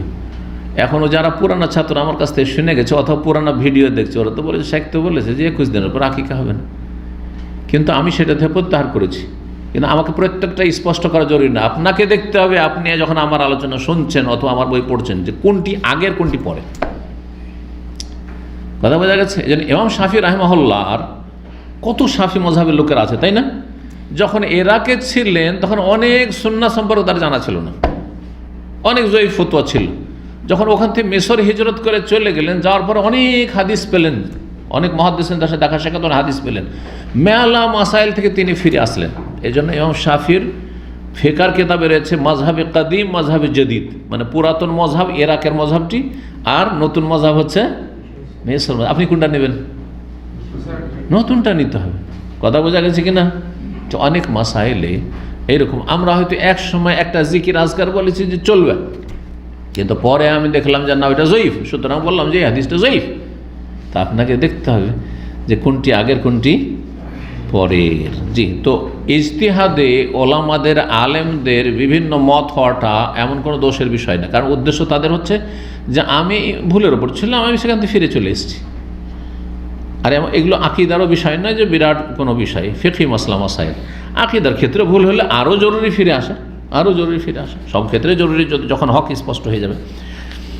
তো শাফি আর হাম্বলি আর মালিকি মযহাবেও একটি মত যে কি করতে হবে, রফায়ে দেন 2 নম্বর 3 নম্বর আছে, রুকুতে যাওয়ার সময়, রুকু থেকে ওঠার সময়। ওয়াবিহি কাল আকসারুল আলামিনা সাহাবাত ওয়া তাবিঈন ওয়া মান বাদহুম, আর এটি হচ্ছে অধিকাংশ সাহাবায়ে কেরাম তাবেঈনদের মত। সাহাবায়ে কেরাম তাবেঈন অধিকাংশ মেজরিটি তারা বলছেন না, রুকুতে যাওয়ার সময়, রুকু থেকে ওঠার সময়ও রফায়ে দেন আছে। ওয়াখতারাহু ইবনে বাজ ইবনে উসাইমিন, আর এই মতটি পছন্দ করেছে ইমাম ইবনে বাজ রাহিমাহুল্লাহ, ইমাম ইবনে উসাইমিন রাহিমাহুল্লাহ, অন্যান্য আইম্মায়ে কেরাম, ইবনে তাইমিয়া, সালাফি আহলে হাদিস ওলামায়ে কেরাম সবাই রফায়ে দেন আছে। কয় জায়গায় হলো তাহলে? 3 জায়গায়। বাকি থাকলে আরেক জায়গায় বলছেন রাফুল ইয়াদাইন ইনদাল কিয়াম মিনাত তাশাহুদুল আউয়াল, প্রথম তাশাহুদ থেকে উঠে রফায়ে দেন করবেন না, এটিও মুস্তাহাব সুন্নাত। আর এই মতটি হচ্ছে ইমাম শাফির, ইমাম নাওয়াবী এই মতটিকে পছন্দ করেছেন। এই মতটি ইমাম আহমদ থেকে বর্ণিত হয়েছে। আর ইখতারাহ ইবনে তাইমিয়া, এই মতটিকে ইমাম ইবনে তাইমিয়া রাহিমাহুল্লাহ শাইখুল ইসলাম পছন্দ করেছেন। এই মতটি অনেক মুহাদ্দিসিন কেরামদের, এই মতটিকে ইখতারাহ ইবনে বাজ, শাইখ ইবনে বাজ রাহিমাহুল্লাহ পছন্দ করেছেন, ইবনে উসাইমিন রাহমাতুল্লাহ আলাইহি পছন্দ করেছেন। আহলে হাদিস ভারত, বাংলাদেশ, পাকিস্তান, পৃথিবীর যত সালাফি রয়েছেন সবাই বলছেন, যেহেতু হাদিসে আছে, প্রসিদ্ধ হাদিস, বুখারীতে এই হাদিসে একটু আগে পড়লাম, হাদিস নম্বর বলে দিই আবার, সেটি হচ্ছে 739 নম্বর হাদিস, অধ্যায় নম্বর হচ্ছে 86, বাবু রাফুল ইয়াদাইন। এ হচ্ছে রাফুল ইয়াদাইন করা, হাত উত্তোলন করা 2 হাত। এজা কামা মিনার রাকাত, 2 রাকাত পড়ে যখন উঠবে মুসল্লি, তাহলে এটিও সুন্নাত। এটি নেই কার কাছে? হানাফিদের কাছে নেই। আর রুকুতে যাওয়ার সময়, রুকু থেকে ওঠার সময় ওটাও নেই। তাহলে হানাফি মযহাবে শুধু এক জায়গায় রফায়ে দেন, হানাফি মযহাবে শুধু এক জায়গায় রফায়ে দেন, বাকি 3 জায়গায় কোনো ইমামদের কাছে, আর যেটা সবচেয়ে সহিহ সুন্নাহ সেটি হচ্ছে 4 জায়গায় রফায়ে দেন রয়েছে। এই জন্য ইবনে উসাইমিন রাহিমাহুল্লাহ বলছেন মাওয়াযিউ রাফিল ইয়াদাইন 4, রাফুল ইয়াদাইন হাত উত্তোলন করার জায়গা হচ্ছে 4টি। ইনদা তাকবীরাতুল ইহরাম, তাকবীরাত তাহরিমার সময়, ওয়াইন্দা রুকুর সময়, ওয়াইন্দা রাফি মিনহু, রুকু থেকে ওঠার সময়, ওয়াইদা কামা মিনাত তাশাহুদুল আউয়াল, প্রথম তাশাহুদ থেকে যখন দাঁড়াবে তখনও। শারহুল মুমতা 3য় খণ্ড 214 পৃষ্ঠা। মাসলা আর একটি থেকে গেল, যেটা আলোচনা করেছে 85 নম্বর অধ্যায়, যে হাতটা উঠবে কত দূর পর্যন্ত। আপনারা বাংলাদেশে যেটা দেখেছেন, রাফুল ইয়াদাইন কতদূর পর্যন্ত করে হাত উঠায়? তখন কান পর্যন্ত করে, কান পর্যন্ত। কিন্তু কান ছুয়া অথবা কান ধরা এটি বাড়াবাড়ি, এটি বিদআত, এটি নেই। কিন্তু কান পর্যন্ত, কানের লতি পর্যন্ত পৌঁছানো এর হাদিস রয়েছে। 2 রকম হাদিস রয়েছে। এখন এই বিষয়ে যে ইখতিলাফ রয়েছে এবং সঠিক মতটি বর্ণনা করছি। বলছেন যে সিফাতু রাফিল ইয়াদাইন, 2 হাত উত্তোলন করা বা রাফুল ইয়াদাইনের বর্ণনা বা নিয়ম পদ্ধতিটা কি, কত দূর উঠাবেন? বলছেন ফাকাত জাফির রিওয়ায়াত, একটি রিওয়ায়াত হাদিস এসেছে আন্নাহা তাকুনু হাজওয়াল মানকাবাইন, 2 কাঁধ পর্যন্ত হবে। অফি রিওয়ায়াত ওখরা, আরেকটি হাদিস রয়েছে আন্নাহা ইলা ফুরুল উযনাইন, কানের লতি পর্যন্ত। ফরু মানে শাখা, এই জায়গাটা নরম গোস্ত দেখতে পাচ্ছেন তো, হ্যাঁ, এটা ফরু, এই পর্যন্ত, কিন্তু কান ধরা না, এই পর্যন্ত কানের লতি পর্যন্ত, কানের নিচু ভাগ পর্যন্ত। এখন এই মানে আব্দুল্লাহ বিন উমর রাদিয়াল্লাহু তাআলা আনহু থেকে যে হাদিস এসেছে সহিহ বুখারী 736, সহিহ মুসলিম 390, সেখানে এসছে এজা কামাফিস সলাতে, যখন সলাতে দাঁড়াইতেন নবী সাল্লাল্লাহু আলাইহি ওয়াসাল্লাম রাফা ইয়াদে, দুই হাত উঠাতেন, হাতে ইয়াকুন হাজওয়া মানকাবে, দুই কাঁধ পর্যন্ত। ইবনে উমর কত কি বর্ণনা করেছেন? দুই কাঁধ পর্যন্ত বরাবর। মালিক বিন হুয়াইরিসের হাদিস আসলো, এখানে কিন্তু আসেনি, কিন্তু অন্য জায়গায় মুসলিমে এসছে, সহিহ মুসলিমে সেটি। মালিক বিন হুয়াইরিস বর্ণনা করেছেন আন্না রাসূলুল্লাহ সাল্লাল্লাহু আলাইহি ওয়াসাল্লাম কানা ইযা কাব্বারা রাফা ইয়াদাইহি, যখন তাকবীর বলতেন, তাকবীরের তাহমিদ, তখন দুই হাত উঠাইতেন। হাত্তা ইউহাজিয়া বিহিমা উযনাইহি, দুটোকে দুই কান পর্যন্ত নিয়ে যেতেন, দুই হাতকে দুই কান পর্যন্ত নিয়ে যেতেন। ওয়াইজা রাকা রাফা ইয়াদি হাত্তা ইউহাজিয়া বিহিমা উযনাইহি, দুই কান পর্যন্ত নিয়ে যেতেন। ওয়াইজা রাফা রাসা মিনার রুকু, মাথা যখন রুকু থেকে উঠাইতেন তখন সামি আল্লাহু হামিদা, আর ওই রকমই করতেন। সহিহ মুসলিমের 391 নম্বর হাদিস। তাহলে এই হাদিস দ্বারা কি বোঝা গেল?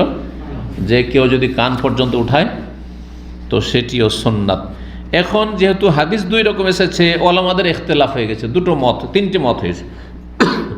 একদল বলছেন আন্নার রাফা ইয়াকুন হাজওয়াল মানকাবাইন, হাত উঠাইতে হবে কাঁধ পর্যন্ত। আল্লাহু আকবার, বেশ এতটুকু বোঝা গেছে কি না? সুন্দর করে উঠাইবে না, অনেকে ঠকামি করে। আল্লাহু আকবার, আল্লাহু আকবার, না না না, এইভাবে আল্লাহু আকবার। জি, সুবহানাল্লাহ। যারা মিলিটারি আর্মি ট্রেনিং করে তাদের দেখেছেন শব্দ না? তারা কত সুন্দর করে তার ট্রেনিং করে, তাদের বসের সামনে, তাদের ওই আপনার যে পুলিশ অফিসার রয়েছে বা আর্মি অফিসার রয়েছে তার সামনে, আর আপনি রবের সামনে দাঁড়াচ্ছেন। আল্লাহ খেল তামাশা। তো তো একটি মত কি হয়ে গেল? দুই কাঁধ বরাবর। এই মতটি হচ্ছে ওমর বিন খাত্তাবের, তার ছেলে আব্দুল্লাহ বিন উমরের, আবু হুরায়রার, এই ওয়াহুয়া কাউলুশ শাফি, ইমাম শাফির মত এটি। আর এটি ইমাম শাফির মযহাবের অনুসারী যারা ছাত্র তারাও এই ইমাম শাফির এই মতটি ফলো করেছেন। ওয়াহুয়া মাযহাব মালিক, এটি হচ্ছে ইমাম মালিকের মত, এটি হচ্ছে ইমাম আহমদের মত, ইসহাকের মত, ইবনুল মুনজির। তাহলে চার ইমামের মধ্যে ইমাম আহমদ, মালিক আর শাফি, তিন ইমাম বলছেন যে কতদূর পর্যন্ত হাত উঠাবেন? কাঁধ পর্যন্ত, কান পর্যন্ত নয়, কাঁধ। হ্যাঁ, কাঁধ, কাঁধ বরাবর এরকম। মজমু শারহুল মুহাজ্জাব ইবনে কি বলছে ইমাম নওয়াবী রয়েছে, তৃতীয় খণ্ড 307 পৃষ্ঠায় কথাগুলি রয়েছে। ওয়া যাহাব আবু হানিফা, আবু হানিফার মাযহাব হচ্ছে রাহিমাহুল্লাহ ইলা আন্নাহু ইয়াকুন হাজওয়া উযনাহি, তার মত না, কাঁধ পর্যন্ত নয়, কি করতে হবে? কান পর্যন্ত উঠাইতে হবে। ওয়ান আহমদ, তাহলে দুটো মত হয়ে গেল। তাহলে ইমাম আবু হানিফা নিলেন কান পর্যন্ত, আর তিন মযহাব শাফি, মালিক আর হাম্বলি এ মযহাব কি নিল?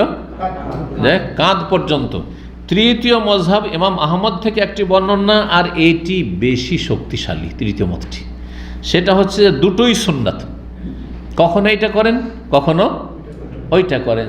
কারণ নবী সাল্লাল্লাহু আলাইহি ওয়াসাল্লাম দুই রকম করেছেন। আব্দুল্লাহ বিন উমর কাঁধ পর্যন্ত দেখেছেন, বর্ণনা করেছেন, কিন্তু মালিক বিন হুয়াইরিস কান পর্যন্ত দেখেছেন, সেটা বর্ণনা করেছেন। তো নবী সাল্লাল্লাহু আলাইহি ওয়াসাল্লাম যেই ক্ষেত্রগুলিতে দুটোই করেছেন বা তিনটে করেছেন, সেটা আমরা দুটো তিনটে করাটাই সুন্নাত। যেমন সানা পড়ার ক্ষেত্রে শুধু সুবহানাকা সুন্নত নয়, শুধু আল্লাহ বাইদ বাইনি সুন্নত নয়, শুধু ইন্নী ওয়াজহাতু ওয়াজহিয়া সুন্নত নয়, বরং সবগুলি সুন্নাত। কথা বোঝা গেছে? জি। আরও রয়েছে। তো যতগুলি প্রমাণ রয়েছে সবগুলি ঠিক ওই রকম। রফেদানের ক্ষেত্রে কখনো আপনি কান পর্যন্ত উঠাবেন, আর কখনো কান পর্যন্ত, দুটোই সুন্নাত। তো ইমাম আহমদের একটি বর্ণনা ইয়াতাখাইয়ারু বাইনাহুমা, দুটোই পছন্দনীয়, দুটোই করতে পারেন। ওয়ালা ফাজিলাত লি আহাদিম আল আখার, একটির আর একটির উপর কোনো রকম ফজিলত নাই, এটাও করতে পারেন, ওইটাও করতে পারেন। এই মতটি হাকাহু ইবনুল মুনজির আন বাযি আহলিল হাদিস, অনেক মুহাদ্দিসিন আহলুল হাদিস থেকে বর্ণনা করেছে ইবনুল মুনজির রাহিমাহুল্লাহ। ওয়াস্তাহসানা, ইমাম ইবনুল মুনজির এই মতটিকে পছন্দ করেছেন। ইমাম আলবানী কি বলছেন? রাসূলুল্লাহ সালাত বাংলায় অনুবাদ হয়েছে, তাতে কি বলছেন? ওয়াহাজা হুয়াল হাক্ক, ইবনুল মুনজিরের কথাটি আর ইমাম আহমদ রাহিমাহুল্লাহর কথাটি হচ্ছে বেশি হক, সত্য। ফাল কুল্লু সুন্নাহ, দুটি হচ্ছে সুন্নাত, সবগুলি হচ্ছে মানে দুটোই হচ্ছে সুন্নাত। ওয়া ইলাইহি মালা কাসীরুম মিন উলামায়ে আল মুহাক্কিকিন, আর এই মতটির দিকে ঝুঁকেছেন অনেক গবেষক উলামায়ে কেরামগণ, যেমন হানাফি মযহাবের মোল্লা আলী কারি, আর হানাফি মযহাব ইমাম সিন্ধি, আর যিনি হানাফি মযহাব ছিলেন কিন্তু মদিনার ইমাম ছিলেন, সেফাত ও সালাতুন নবী সাল্লাল্লাহু আলাইহি ওয়াসাল্লাম আলবানীর প্রথম খণ্ড 202 পৃষ্ঠায় রয়েছে। কি বুঝতে পারলেন? আশা করি রফুল ইদান স্পষ্ট হয়েছে, আর কত দূর পর্যন্ত উঠাবেন তাও স্পষ্ট রয়েছে। বাড়াবাড়ি করবেন না, আর ছাড়াছাড়ি। বাড়াবাড়ি হচ্ছে কান ধরা বেদাত, আর ছাড়াছাড়ি রফেদেন একবারে না করা। জি, তো হ্যাঁ, সময় অনেক হয়ে গেছে। ঠিক আছে, তাহলে এখানে আজকের আলোচনা শেষ করছি। রব্বুল আলমের কাছে দোয়া করি আল্লাহ কবুল করেন, নেক আমলে তৌফিক দান করেন। আল্লাহ রব্বুল আপনাদের দিন দুনিয়া যেন বরকত দান করেন। ওয়া সাল্লাল্লাহু সাল্লাম আলা নবিয়িনা মুহাম্মদ ওয়া আলা আলিহি ওয়া সাহবিহি আজমাইন।